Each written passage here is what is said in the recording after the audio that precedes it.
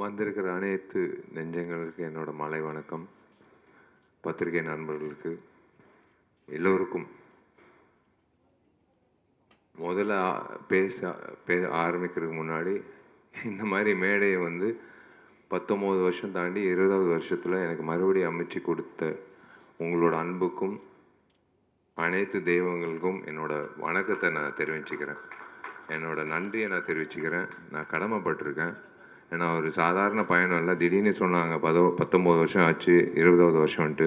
சத்தியமாக அந்த எண்ணிக்கையெல்லாம் பார்க்குறது இல்லை, உங்களோட அன்பு தான் பார்த்துட்டு வந்தது. ஏன்னா ஒவ்வொரு நடிகரோட வாழ்க்கையை எப்போவுமே அப்படி மேலோட்டமாக போகிறது இல்லை. ஸ்டாக் மார்க்கெட் மாதிரி டிப்பாகவும் மேலே போகும். ஆனால் அந்த சோர்வடையும் போது மேலே போகும்போது போடா போய்கிட்டே இருடா அப்படின்னு சொல்கிறது நீங்கள் தான். ஆடியன்ஸு நீங்கள் திரையரங்கத்துக்கு இந்த நடிகை நல்லா அடுத்த படம் நல்லா பண்ணுவான் அப்படின்ற நம்பிக்கை கொடுக்கும்போது தான் ஒவ்வொரு திரைப்படத்தில் மறுபடியும் உழைச்சி போகிறது ஒரு விஷயம் இருக்குது. ஸோ இன்னைக்கு ரத்னம் திரைப்படம் வருகிற வெள்ளிக்கிழமை ஏப்ரல் 26 ரிலீஸ் ஆக போகுது. அதுக்கு முன்னாடி உங்ககிட்ட படத்தை பற்றி சொல்கிறதுக்கு முன்னாடி நாளைக்கு ஏப்ரல் 19 முக்கியமான நாள், ஓட்டு போட வேண்டிய நாள். கண்டிப்பாக நீங்கள் எல்லோரும் போய் தயவு செஞ்சு இன்றைக்கி எப்படி நீங்கள் பொறுமையாக எல்லோரும் பேசிகிட்டு இருக்கிறத காத்து நீங்கள் உட்காந்து பார்த்தீங்களோ அதே மாதிரி நாளைக்கு நிற்க வேண்டிய சூழ்நிலை. கண்டிப்பாக வெயில் அடிக்கும், கண்டிப்பாக நீளமான கியூ இருக்கும். ஆனால் வாக்குப்பதிவுன்றது ரொம்ப முக்கியம். இன்றைக்கி வேணாம் அடுத்த வெள்ளிக்கிழமை பார்த்துக்கலான்றது திரைப்படம். ஆனால் அன்றைக்கி ஓட்டு போயிட்டு அன்றைக்கி தான் நீங்கள் ஓட்டு போடணும். மறுபடியும் பார்த்துக்கலாம், அடுத்த 5 வருஷம் கழித்து பார்த்துக்கலான்னு மட்டும் யோசிக்காதீங்க தயவு செஞ்சு. ஏன்னா சிட்டியில் எப்போவுமே குறைவாக இருக்கும் ஓட்டு பதிவு. எப்போவுமே கிராமத்தில் 70% இருக்கும், சிட்டியில் நகரத்தில் தான் 50% இருக்கும். ஃபஸ்ட் டைம் ஓட்டர்ஸ் வேறு 10 லட்சம் ஓட்டர்ஸ் இந்த வாட்டி இருக்காங்க. எல்லோரும் நீங்கள் ஓட்டு போடணும். அது எனக்கு அதுக்கான விஷயம் அடுத்தது அப்புறம் சொல்கிறேன். ஒரு இன்ஸ்பிரேஷனான ஒரு விஷயம் இன்றைக்கி நான் நடந்தது காலம்பரை. இது கண்டிப்பாக இந்த வெள்ளிக்கிழமை அடுத்த நாளைக்கு மறக்காமல் ஓட்டு போட்டுருங்க. அதே மாதிரி அடுத்த வெள்ளிக்கிழமை சம்மர் ஹாலிடேஸ் தொடங்குது. 26ஆம் தேதி ரத்னம் திரைப்படம் வரப்போகுது. இந்த பயணம், இந்த திரைப்படம் ரத்னம் ஏன் அப்படின்றது எல்லாரும் கேட்பாங்க. எனக்கு மார்க் ஆண்டனி ஒரு மிகப்பெரிய ஒரு திருப்புமுனை கொடுத்தது. தனஞ்சயன் சார் சொன்ன மாதிரி ஒரு 100 கோடி கிளப் அப்படின்றது ஒரு ஹீரோவுக்கு எப்போவுமே ஒரு அந்தஸ்து கொடுக்குறது. இவன் அவ்வளோதான் எப்போவுமே சொல்கிறது தான். சினிமா துறையில் அதிகமாக இவன் இதுக்கு மேலே போக முடியாது, இது அவ்வளோதான். அதுக்கப்புறம் டக்குன்னு ஒரு இயக்குனரோட போகும்போது, ஏங்க இந்த நேரத்தில் இந்த இயக்குனரோட எதுக்குங்க நீங்கள் பண்ணுறீங்க, அந்த ஆதிக்கோட எதுக்குங்க பண்ணுறீங்கன்னு. எனக்கு கண்டென்ட் பிடிச்சிருக்கு, கண்டிப்பாக அந்த கண்டென்ட் எனக்கு நல்ல இல்லைங்க ரிஸ்க் எடுக்கிறீங்கன்னு. பரவாயில்ல, நல்ல கண்டென்ட்டுக்கு ரிஸ்க் எடுக்கிறது தப்பு கிடையாதுன்னு. ஆனால் நீங்கள் தான் முன் வரிசையில் நீங்கள் அவனோட டேட் வாங்க போகிறீங்க அடுத்து இந்த படம் ரிலீஸ் ஆகும் போதுன்னு சொன்னேன். அவங்க தான் ஆதிக்கு பின்னாடி இன்றைக்கி ஆதிக்கு ஒரு நல்ல ஃப்யூச்சர் கிடச்சிச்சு. அதுதான் எனக்கு ரொம்ப சந்தோஷம். என் தம்பிக்கு ஒரு நல்ல ஃப்யூச்சர் கிடச்சிச்சு மார்க் ஆண்டனியில். எனக்கு ஒரு நல்ல இவர் ஏதோ இந்த அண்ணன் சமுத்திரகண்டி அண்ணன் மாதிரி எனக்கு இன்னொரு அண்ணன் எஸ்ஜி சூர்யா கிடைச்சாரு, சுனில் அவர்கள் கிடைச்சாரு. அந்த மார்க் ஆண்டனி திரைப்படம் ஒரு மிகப்பெரிய வெற்றி அடைஞ்சது. அதுக்கப்புறம் எல்லாரும் ஆதிக்கு பின்னாடி சுத்த ஆரம்பிச்சிட்டாங்க டேட்டுக்காக. அதுக்கப்புறம்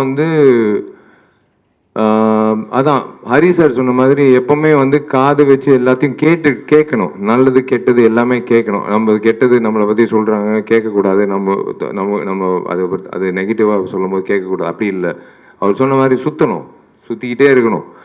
நம்மளை பற்றி என்ன சொல்கிறாங்க, நம்ம ஏதாவது திருத்திக்கணுமா, இப்போ இருக்க நடிகர்கள் என்னென்ன பண்ணிகிட்டு இருக்காங்க அப்படின்றது ஒரு பக்கம்.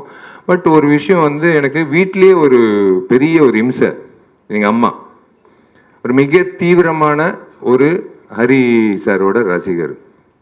இது நாங்கள் எப்போவுமே இது என்னமோ தெரியல, 8 வருஷம் கழிச்சு ஒவ்வொரு வாட்டி நாங்கள் சேர்ந்து வரோம். தாமிரபரணி, அதுக்கப்புறம் பூஜை, அதுக்கப்புறம் இப்போ ரத்னம். ஒவ்வொரு வாட்டி நான் ஒரு படப்பிடிப்பு போயிட்டு இருக்கும்போது 2 கேரக்டர் இருக்காங்க எங்கள் வீட்டில். ஒன்று எங்கள் அப்பா ஃபஸ்ட்டு படத்துலேருந்து இப்போ வரைக்கும் ஏதாவது என் பேர் வந்துடுச்சுன்னா முதல்ல வந்து பேப்பர் கட்டிங் வந்து காலம்பரை கீழே இறங்கி வந்து உட்காரும்போது ஒரு பேப்பர் கட்டிங் கட் பண்ணிகிட்டு இருப்பார். என்னென்னா என் பேர் வந்திருக்கு தினத்தந்தி மாலை மலர் ஏதோ ஒரு பேப்பரில் என் பேர் வந்திருக்கு. அது வந்து விஷால் நடிக்கும் செல்லமே, விஷால் கலக்கும் சண்டைக்கோழி, விஷால் வந்து இந்த படத்தை தோல்வி அடைஞ்சார், அதெல்லாம் வந்து பேப்பர் கட்டிங்னா பரவாயில்ல. இந்த கேரக்டர் எங்கள் நைனா எப்படின்னா, விஷால் பேர் வந்தால் போதும். ஒரு நாள் திடீர்னு கீழே இறங்கி வந்து அவர் சின்சியராக பேப்பர் கட் பண்ணிகிட்டு இருக்காரு.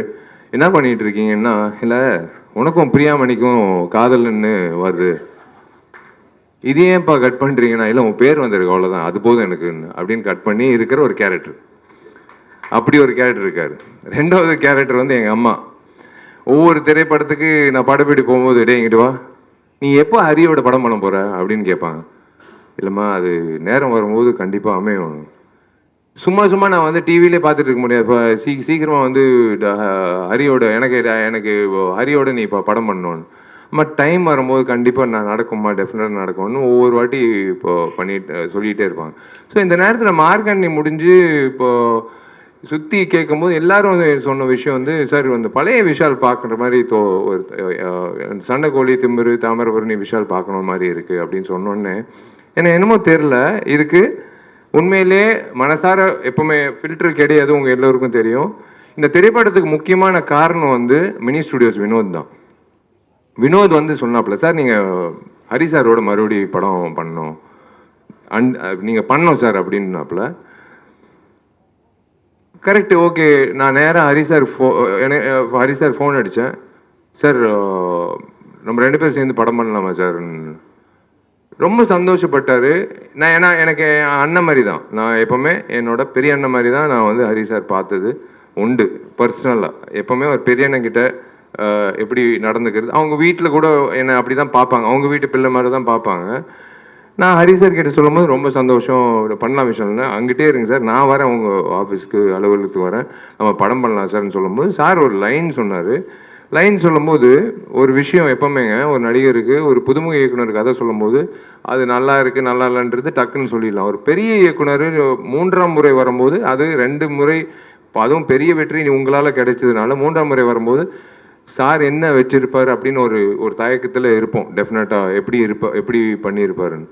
ஆனால் எனக்கு ஒரு தேவி சொன்ன மாதிரி, எல்லாரும் சொன்ன மாதிரி, சுகுமார் சொன்ன மாதிரி, சமுத்திரகன்யா சொன்ன மாதிரி, எல்லாரும் அது எதிர்பார்க்காத ஒரு ட்விஸ்ட், ஒரு விஷயம் வச்சுருந்தாரு திரைக்கதையில். ஒரு 30 நிமிஷம் கழிச்சு நான் சத்தியமாக எதிர்பார்க்கல. அது கேட்ட உடனே வந்து எனக்கு டக்குன்னு ஹரி சார் சொன்னேன், சார் இது டெஃபினட்டாக வந்து எனக்கு பெரிய சந்தோஷம், கரெக்டான டைமில் நான் உங்ககிட்ட வந்துட்டேன். இது வேற ஒரு ஹீரோ பண்ணியிருந்தால் கண்டிப்பாக நான் வருத்தப்பட்டிருப்பேன், எனக்கு கண்டிப்பாக அது பண்ணிடலாம் சார், கரெக்டாக பண்ணிடலாம் சார் அப்படின்னு சொல்லிட்டு கரெக்டாக கார்த்திக் ஸ்டோன் பெஞ்சுக்கு ஒரு படம் பண்ணலாம் பிரதர் அப்படின்னு அதுக்கு முன்னாடி நாங்கள் பேசிகிட்டு இருந்தோம். கரெக்டாக வந்து இல்லை கார்த்திக் இந்த படம் பண்ணிடலாம் அப்படின்னு சொல்லி அமைஞ்சுது. இதுதான் நானும் ஹரி சார் பயணம் தொடங்கணும். இதுக்கு ஒரு நல்ல ஒரு பிளாட்ஃபார்ம் வேணும். ஏன்னா இப்படி நின்று பேசிகிட்டு இருக்கும்போது நம்ம என்ன தான் நினைச்சாலும் ஒரு நல்ல ஒரு பிளாட்ஃபார்ம்ன்றது ஒரு நல்ல ஒரு தயாரிப்பாளர் தேவை. அப்படி வந்து எனக்கு ஒரு நல்ல தயாரிப்பாளர் வந்து கார்த்திக்கு கிடைச்சாப்புல. எனக்கு தெரியாது அப்போது டார்லிங் அலங்கார பாண்டியனோ இல்லை ஜி ஸ்டுடியோ அந்த டைமில் வந்து எனக்கு பேர்கள் தெரியாது. ஆனால் கார்த்திக்கு பண்ணலாம் அப்படின்னு சொல்லும்போது then I got to meet everyone and we started off and அந்த படம் தொடங்கிடுச்சு. எனக்கு தேவி இந்த படத்தை கூட இசையமைக்கிறாருன்னு சொன்னோடனே அப்பா கடைசியா என் டார்லிங் வந்து என்னோட சேர போகிறாப்புல அப்படின்னு சொல்லி தேவியும் வந்ததுக்கப்புறம் அடுத்தது வந்து கேஸ்டிங்னு சொல்லும்போது ஒவ்வொரு விஷயமா, பிரியாவோட ஃபஸ்ட் டைம் நான் நடிக்கிறேன், லவ்லி ஹியூமன் பீயிங். அண்ட் கண்டிப்பாக ஒரு விஷயம் நான் ஒன்று சொல்லிக்கிறேங்க ஹரி சார் பற்றி, இதுக்கு கண்டிப்பாக கை தட்டணும். ஹீரோவுக்கு முக்கியத்துவம் கொடுக்கறது எல்லா இயக்குனரும் கொடுப்பாங்க. ஆனால் ஒவ்வொரு படத்தில் ஒரு படத்தில் பார்த்தீங்கன்னா ஏன் திரைப்படத்தில் ஒரு பெண்மணிக்கு வந்து முக்கியத்துவம் கொடுத்து அந்த பெண்மணியை வந்து தியேட்டர் விட்டு வெளில போகும்போது அவங்கள மனசில் வச்சுக்கிற அளவுக்கு அவர் எப்பவுமே ஒரு கதாபாத்திரம் வந்து உண்டாக்கி கொடுப்பார். அதுதான் ஒரு படத்தோட வெற்றி. ஹீரோ வந்தான், சண்டை போட்டான், லவ் பண்ணான், கல்யாணம் பண்ணிட்டான், அதுக்கப்புறம் படம் முடிச்சு அப்படி இல்லை. அந்த கதாநாயகிக்கு என்ன கதாபாத்திரம்ன்றது என் கேரியரில் நான் நிறைய படங்கள் பார்த்துருக்கேன். அவ்வளோ வலுவான ஒரு கதாபாத்திரம் ஒரு கதாநாயகிக்கு ஒரு கிடைச்சிச்சுன்னா, அந்த கதாநாயகின்ட்டு இல்லை, அந்த பெண்மணிக்கு அந்த கேரக்டர் கிடைச்சிச்சுன்னா அது மிகப்பெரிய அளவில் பேசப்படும். இந்த நேரத்தில் வந்து சமுத்திரக்கனி அண்ணன் வராரு அப்படின்னு சொன்னோன்னே எனக்கு சூப்பர், ஓகே அண்ணன், both are born to different mothers, அவ்வளோதான். என்னோட அண்ணன் என்ன வேணாலும் அவர்கிட்ட போய் பேசலாம், கட்டி பிடிச்சி அழுவலாம், சிரிக்கலாம், என்ன வேணாலும். ஏன்னா அவர் ஒரு விஷயம் சொன்னார் கேட்கும்போது, நானும் விஷாலும் ஒன்று பேசிகிட்டு இருக்கோம் அப்படின்றது. நாங்கள் சில விஷயங்கள் சில கதைகள் கேட்கும்போது மறந்துடுவோம். ஆனால் இத்தனை வருஷம் கழிச்சு ஒரு கதை வந்து நான் அண்ணனை விரட்டிகிட்டே இருக்கேன், ஒரு கதை அண்ணா இந்த படம் பண்ணலாம். ஏன்னா எனக்கு அந்த அந்த அந்த நேரத்தில் இவருக்கு ஏதாவது ஒரு அட்வான்ஸ் கொடுத்துடலான்னு சொல்லிட்டு என்னன்னு தெரியாமல் எனக்கு தெரியும் இப்போ 100 ரூபா கொடுத்தேன்னு நினைக்கிறேன். 1:30 மணிக்கு நைட்டு ஒரு கதை சொல்லும்போது பல வருஷம் ஆச்சு. அண்ணா என்ன வச்சுக்கோங்கண்ணா, யார் எந்த ஹீரோ நீங்கள் சந்திச்சிடாதீங்க, நான் தான் இந்த படம் பண்ணுறேன் அப்படின்னு சொல்லி நான் அதுக்காக தான் காத்துட்டு இருக்கேன். இப்போ தனஞ்சயன் சார் சொன்ன மாதிரி அடுத்தடுத்து போகணும்னு சொல்கிறாருல்ல, அதுக்கு வந்து முன்னுதாரணமாக வந்து நான் ஏங்கிட்டு இருக்கிற ஒரு விஷயம் வந்து, ஏன்னா எல்லா நடிகர்களும் எல்லா இயக்குநர்களும் நடிகர்கள் ஆகும்போது எங்களை மாதிரி நடிகர்கள் வந்து நாங்கள் இயக்குனர் தான் ஆகணும், வேறு வழி இல்லை. அதனால தான் துப்பாக்கிகள் 2ல் வந்து நான் இயக்குனராக 25 வருஷோட கனவு நினைவாகுது. அது நினைவாகுது, அது வருது, அது ரொம்ப சந்தோஷப்படுறேன்.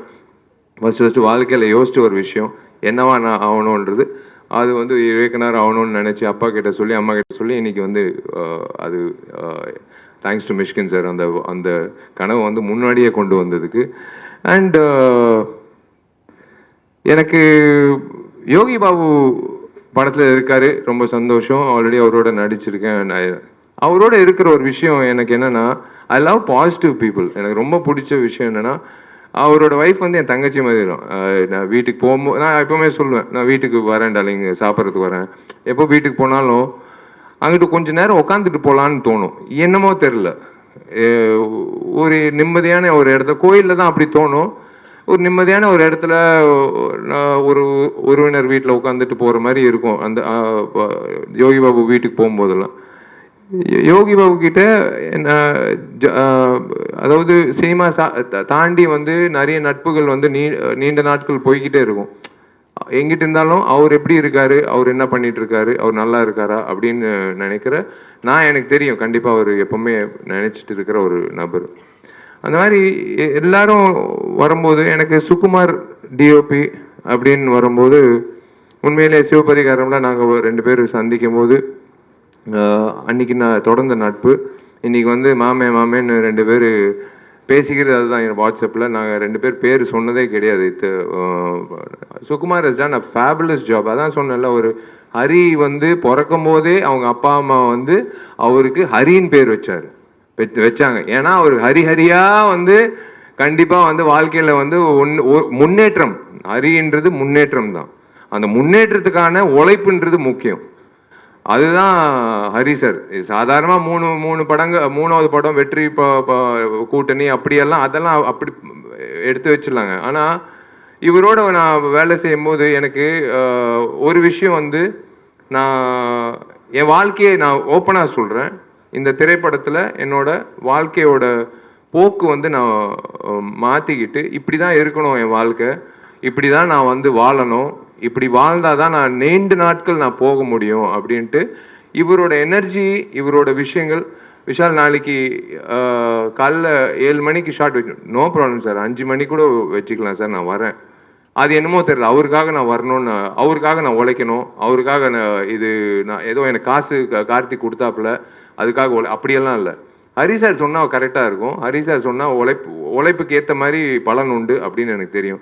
அவர் தம் கட்டி சொன்னார்ல 5 நிமிஷம் காட்சி, உண்மையிலே வியந்து பார்த்தேங்க. சத்தியமாக ஒரு கேமரா வந்து ஒரு ஃபில்மாக இருந்திருந்தா கண்டிப்பாக வந்து எடுத்திருக்க முடியாது.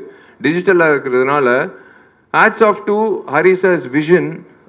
நான் இந்த படத்தில் வந்து நான் சொன்னேன், சார் நான் இயக்க போகிறேன்னு நினைக்கிறேன், இந்த திரைப்படத்துக்கு அப்புறம் உங்களோட நான் உதவி இயக்குனராக நான் வேலை செய்ய போகிறேன் சார், நீங்கள் கண்டுக்காதீங்க சார், நான் அப்படியே பார்த்துட்டே இருக்கேன். I want to see how he is executing that சொன்னார். ஆனால் எப்படி எக்ஸிக்யூட் பண்ண போகிறாரு, சுகுமாரும் எப்படி எக்ஸிக்யூட் பண்ண போகிறாரு, அப்படின்னு சொல்லும்போது எனக்கு சார் சொன்னார் 5 நிமிஷம் காட்சி விஷால், இந்த மாதிரி ஒரு காட்சி ஒரே ஷாட்டுன்னு ஸ்டிச் பண்ண போகிறோமா சார் அப்படின்னு நானும் கேட்டேன். இல்லை இல்லை இல்லை இல்லை இல்லை விஷால், 5 நிமிஷம் நம்ம ரிஹர்சல் பண்ணலாம், 2-3 நாள் கூட ரிஹர்சல் பண்ணலாம், ஆனால் ஒரே ஷார்ட்டில் எடுக்கிறோன்னு. பிளடி சேலஞ்சுங்க. இந்த இவருக்கு தேவையே கிடையாது அந்த மாதிரி பண்ணணும். கேட்டுக்கிட்டு பண்ணுறாரு பாருங்களேன், அதுதான் வந்து அவரோட வெற்றிக்கு. முதல்ல இந்த படத்தோட வெற்றி வந்து இயக்குனர்கிட்ட தான் வரணும். இயக்குனர் வெற்றி அடைஞ்சாதான் வந்து எங்களை மாதிரி நடிகர்கள் வந்து உங்கள் முன்னாடி வந்து நாங்கள் சொல்ல வேண்டிய விஷயங்கள் வந்து கரெக்டாக சொல்ல முடியும். அவரோட பாதையில் போயிட்டோம். அது எக்ஸிக்யூட்டட் பை டிஓபி சுகுமார். எப்படி, அதாவது ஒரு பறக்கிற கேமரா வந்து பிடிச்சா அந்த ஒரு ஆட்டம் வரும், அந்த ஆட்டம் வரக்கூடாது, தெரிஞ்சிடும் பிடிச்சிட்டாரு கேமராமேன்ட்டு. அதை பிடிச்சிட்டு இப்படி கொண்டு வந்து அந்த கண்டினியூ பண்ணும்போது என்னோட டார்லிங் கொரியோகிராஃபர், என் உடம்புல 109 தையல், 100வது தையலுக்கு நான் பார்ட்டி வச்சேன் நண்பர்களுக்கு. 109 தையலுக்கு முக்கியமான அதிகமான காரணம் வந்து என்னோட டார்லிங் வந்து கனல் கண்ணன் மாஸ்டரு. என்னை வந்து இன்னைக்கு ஆக்ஷன் ஹீரோ விஷால் வந்து ஆக்ஷனில் கலக்கிறாரு அப்படின்னு ஒவ்வொருத்தர் சொல்கிறதுக்கு முக்கியமான காரணம் வந்து சண்டைக்கோழியில் என்னை நம்பினார் இந்த கனல் கண்ணன் மாஸ்டரு. எனக்கு வந்து இன்னும் ஞாபகம் இருக்குது, சண்டைக்கோழி கிளைமேக்ஸில் பண்ணிகிட்டு இருக்கும்போது ஒரு கிக் அடிக்கும் போது ஃபஸ்ட்டு ரியாக்ஷன் இவர் தான். இவர் கேமரா இது மானிட்டர் எல்லாம் பார்க்க மாட்டார், அப்படியே உடச்சிட்டு போயிட்டே இருப்பார். ஏதோ ஒரு எக்ஸைட்மெண்ட் இருந்தால் கிடைச்சேன் ஜாக்கி சான் அப்படின்னு சொல்லிட்டு அப்படியே போயிட்டே இருந்தார். நான் வந்து ரோப் ஷாட்டில் நின்றுட்டுருக்கேன், பிரேக்குன்னு சொல்லிட்டு அவர் பாட்டு போயிட்டே இருக்கார், நான் பாட்டு ரோப்பில் நின்றுட்டு இருக்கேன். அவர் வந்து ரசிக்கிறார், என்ன சொன்னாலும் செய்கிறான், பரவாயில்லையா சூப்பர் அப்படின்னு சொல்லிட்டு அவர் வந்து தொடங்கின ஒரு விஷயந்தான்.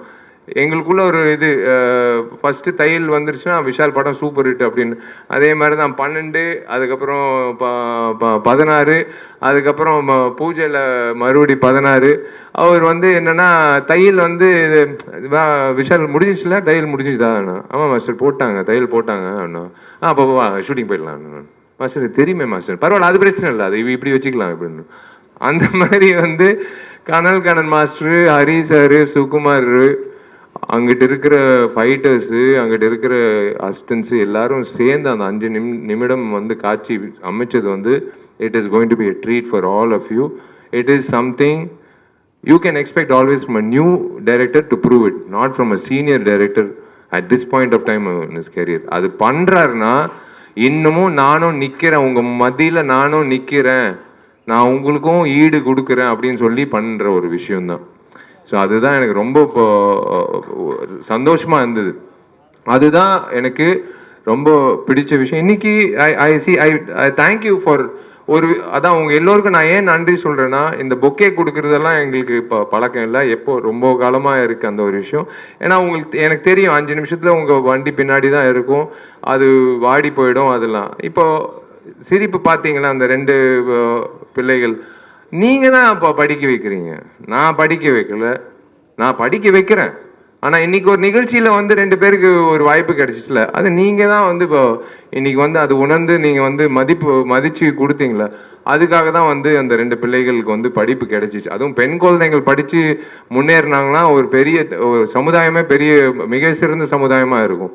அதுதான் வந்து எனக்கு ரொம்ப பிடிச்ச விஷயமா இருந்தது. இன்னைக்கு நீங்கள் உங்களால் இன்னைக்கு 2 குழந்தைங்க படிக்க வராங்க.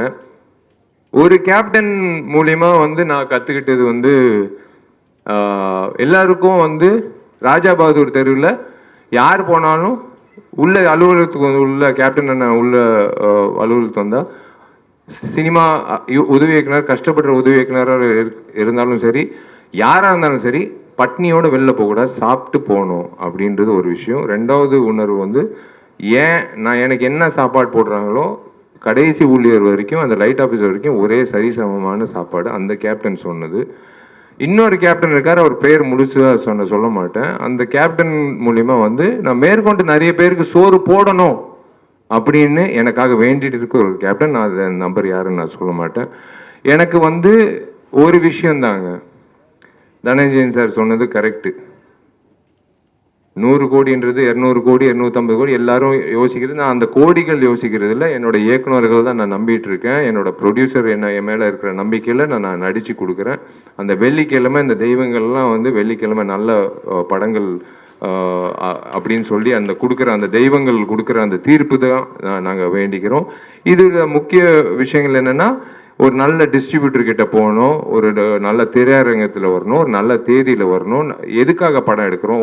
ஒரு குடும்பத்துக்காக. குடும்பம் எப்போ போவாங்க? விடுமுறையில், பிள்ளைகளுக்கெல்லாம் எக்ஸாம் முடிஞ்சதுக்கப்புறம். அதே மாதிரி தான் இன்றைக்கி வந்து என்னோட விநியோகஸ்தர்கள் எப்போவுமே ஒரு நல்ல படம் வந்தால் யோசிக்கிறது சில பேர் தான். அப்போலேருந்து எங்கிட்ட இருக்கிற சீனு என்னோட நண்பர், பிரதர்னே சொல்வேன், நண்பர்கள், என்னோட வெல்விஷர் லக்ஷ்மண் அவர்கள் இருக்கார், இன்னிப்பா இந்த திரைப்படம் நம்பி வாங்கின சதீஷ் அவர்கள், என்ன நிறைய பேர், மன்னார் அவர்கள், எஸ்பெக்ட் சீனு, இது எல்லாமே திருப்பூர் சுப்பிரமணியம் அண்ணன், எல்லாரும் வந்து நான் ஏன் வந்து அண்ணன் இது நான் ஒரு உரிமையோட இந்த படம் வந்து பண்ணிடுங்க அப்படின்னு ஏன் சொல்கிறேன்னா, எனக்கு ஒரு நம்பிக்கை, என் மேலே இருக்கிற நம்பிக்கை அவங்களுக்கு இருக்குது. அதே மாதிரி தான் இப்போ தொடங்கிட்டு போயிட்டே இருக்குது. ஸோ அதனால் ஒரு நல்ல திரையரங்கத்தில் வர்றதுக்கான வாய்ப்பு கொடுக்குற அத்தனை விநியோகஸ்தர்களுக்கும் திரையரங்க உரிமையாளர்களுக்கும் என்னோட நன்றி தெரிவிச்சுக்கிறேன். மீனா அவர்களுக்கும் நான் நன்றி தெரிவிச்சுக்கிறேன். பிவிஆருக்கு இந்த விஷயத்தில் வந்து தனஞ்சயன் சார் சொன்னது அதான். 2 நாள் முன்னாடி நான் பேசினது வந்து காரசாரமாக இருக்குது, அதனால் தள்ளி போச்சுன்னு. இந்த ஒரே விஷயந்தாங்க, சினிமாவில் அவர் சொன்ன ஒரு விஷயம் கடைசியாக சொன்னார், அதுதான் முன்னாடி சொல்லணும். ஒரு சின்ன படம் வருதுன்னு சொன்னார் பாருங்களேன், அதுக்கு தான் நான் போராடிட்டு இருக்கேன். என் படம் ரத்தனத்துக்காக நான் போராடல. என் படம் ரத்னம் வந்து கண்டிப்பாக நாங்கள் நேர்மையாக எடுத்துருக்கோம், கண்டிப்பாக வந்து கிடைக்கும். பெரிய படங்களுக்கு எப்போவுமே வந்து ஒரு இடம் இருக்குது. கண்டிப்பாக வந்து நாங்கள் போராடுறது வந்து அந்த ஒவ்வொரு வருஷமும் காத்துக்கிட்டு இருக்காங்க பாருங்களேன், சின்ன படங்கள் வந்து தியேட்டரில் வந்து அவங்களுக்கும் ஒரு வாய்ப்பு கிடைக்கணும் இல்லைங்க, கஷ்டப்படுறாங்க இல்லைங்க. அதுக்காக தான் வந்து அறிவுரை சொல்கிறோம், வெயிட் பண்ணுங்கள், கொஞ்சம் பொறுமையாக. அவங்க சில நேரத்தில் கான்ட்ரவர்ஷியல் நினைக்கிறாங்க நான் சொல்கிறது. இப்போ தனஞ்சய சார் சொன்னார் பாருங்களேன், அந்த தேதியில் வந்து ஒரு படம் தள்ளி போச்சுன்னு. நான் அந்த படம் தள்ளி போகிறதுக்காக நான் பேசலை.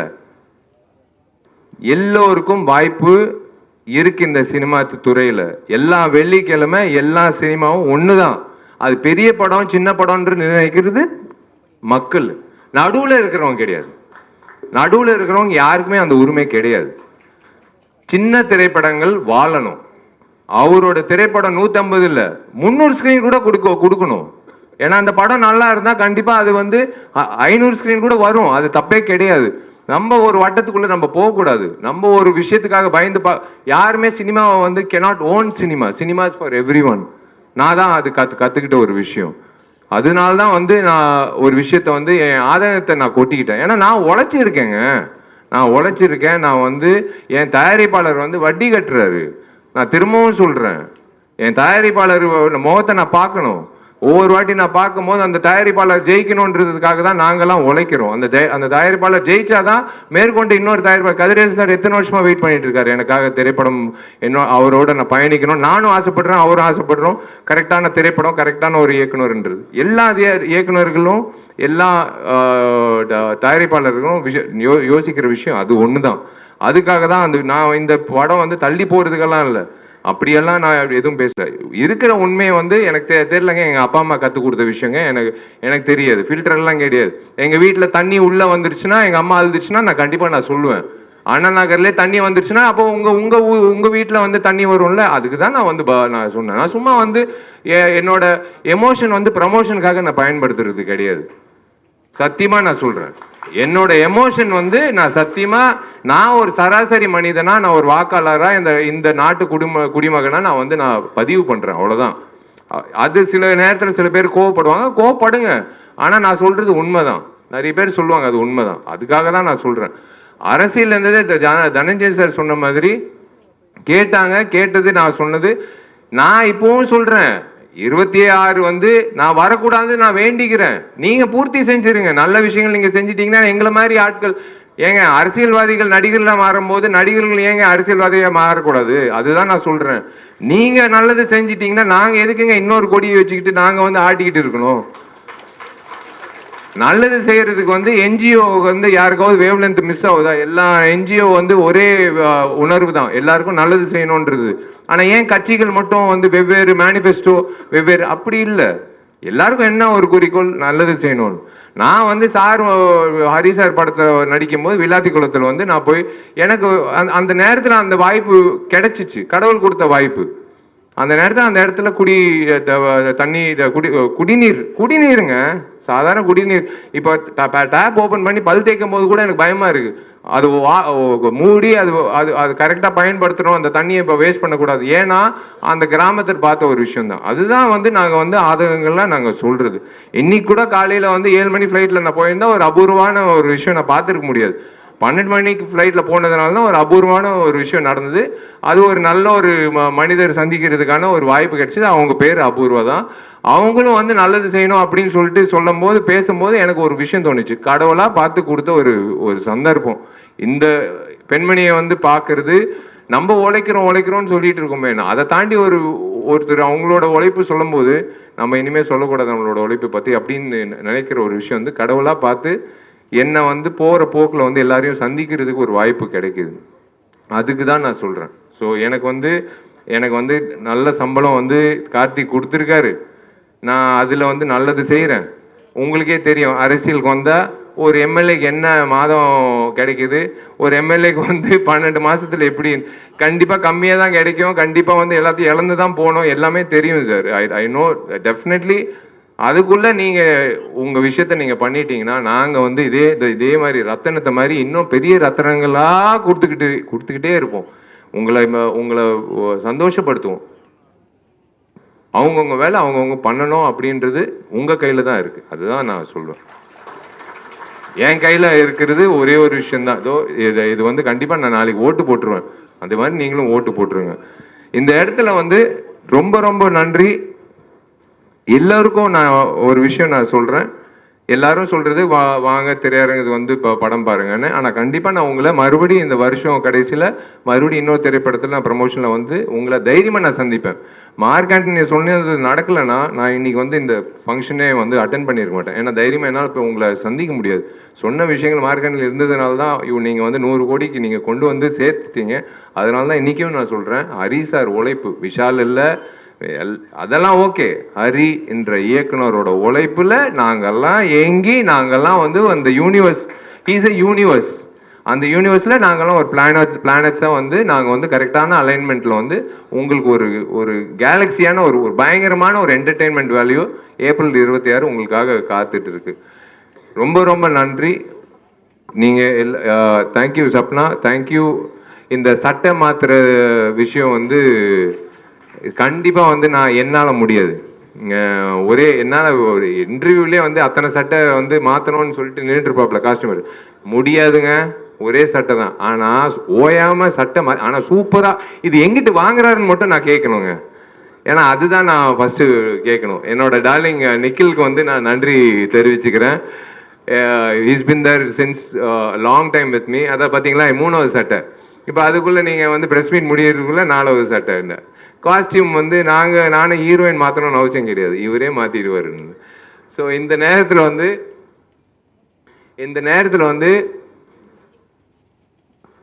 I would like to say one thing.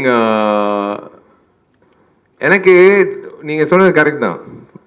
First song Rajasundaram master song காதலிக்க மாசே இல்லைன்றது பயந்து நின்னேன். நல்ல வேலை எப்படியோ முடிச்சிட்டேன். அதுக்கப்புறம் வந்து ஏதோ இவர் உட்காந்துருக்காரு டார்லிங் தினேஷ் மாஸ்டர். அது எப்படி சொல்கிறதுன்னு தெரில. இந்த நட்பு எனக்கு ரொம்ப பிடிக்கும் அப்படின்னு 3 வார்த்தையில் சொல்லிடலாம். அது ஓகே.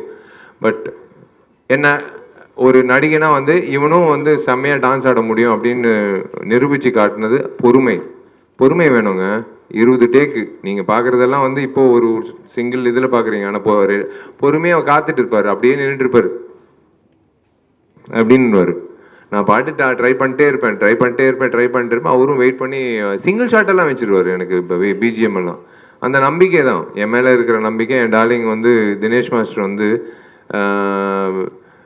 எனக்கு லைக் அதான் சினிமா இண்டஸ்ட்ரியில் நிறைய நபர்கள் வந்து நான் இழக்கக்கூடாது அப்படின்ற பட்டியலில் இருக்கிற ஒரு நபர் வந்து Dinesh and his wife and his children. they are family to me. And இன்னொரு ஏஜென்ட் டீனா அப்புறம் மிராஜ் 2 பேர் வந்து மறக்கவே முடியாது. நாங்கள் பண்ணுற சேட்டைகள் இவருக்கு தாங்க முடியாது. இவர் வந்து அவங்கள தள்ளி விட்டு என்னை வந்து படப்பிடிப்பு கொண்டு வருவார். அந்த வகையில் வந்து Dinesh being part of my journey in this 20 years and making and moulding me as a better dancer, இது ஒரு பெரிய விஷயம். யாராவது விட்டுட்டேன்னா நன்றி. நான் ரசிகர்கள், நான் என்றைக்குமே உங்களை ரசிகர்கள் நான் சொல்லவே மாட்டேன். நீங்கள் தெய்வங்கள், என்னோட நண்பர்கள். நீங்கள் எல்லோரும் வந்து நீங்கள் போய் நீங்கள் சம்பாதிச்ச காசில் ஒரு துளி எடுத்துக்கிட்டு விஷால் நம்பி அந்த படத்தை பார்த்துட்டு என்னை வந்து இத்தனை வருஷம் நீங்கள் அழகு படுத்தி பார்க்குறதுல எனக்கு வந்து நான் கடமைப்பட்டிருக்கேன். அதனால் என்னால் முடிஞ்ச அளவுக்கு உங்களுக்கு திருப்பி கொடுக்குறதில்ல, இந்த சமுதாயத்தை திருப்பி கொடுக்குறதில்ல நான் கண்டினியூ பண்ணிக்கிட்டே இருப்பேன். கடன் வாங்கினாலும் சரி பரவாயில்ல, ஆனால் நான் என்னால் முடிஞ்ச அளவுக்கு நான் இந்த சமுதாயத்துக்கு நல்லது செஞ்சு நிம்மதியாக ஒரு 4 மணி நேரம் தூங்குறதுக்காக நான் பண்ணுற ஒரு விஷயம், அவ்வளோதான். வேறு ஒன்றும் இல்லை. இந்த இதுக்காக பப்ளிசிட்டிக்காகலாம் இல்லை. நான் வந்து இன்னைக்கு நான் என்ன பண்ணேன் அப்படின்ற ஒரு விஷயந்தான். அதுதான் நான் ஏங்கிட்டு இருக்கிறது. அதுதான் எங்கள் அப்பா அம்மா கற்றுக் கொடுத்தது. நீ வந்து ஒரு அந்தஸ்துக்கு வந்துட்ட, நீ வந்து 4 பேருக்கு வந்து நல்லது செய்யும் அப்படின்னு சொன்னதுனால தான் நான் பண்ணிகிட்ருக்கேன். இந்த உட்காந்துருக்காங்க 2 பேர். எங்கள் அப்பா அம்மாவுக்கு வந்து நான் என்றைக்குமே வந்து கடமைப்பட்டிருக்கேன்.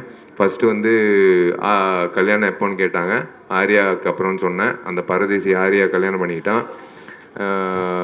அப்புறம் வந்து அம்மா வந்து இப்போ ஆர்யா கல்யாணம் ஆயிடுச்சு, எவ்வளோ நல்ல பொண்ணு சாயிஷா கல்யாணம் பண்ணிக்கிட்டான், இன்றைக்கி ஒரு புள்ள பிறந்திருக்கு, நீ என்ன பண்ண போகிறான்னு.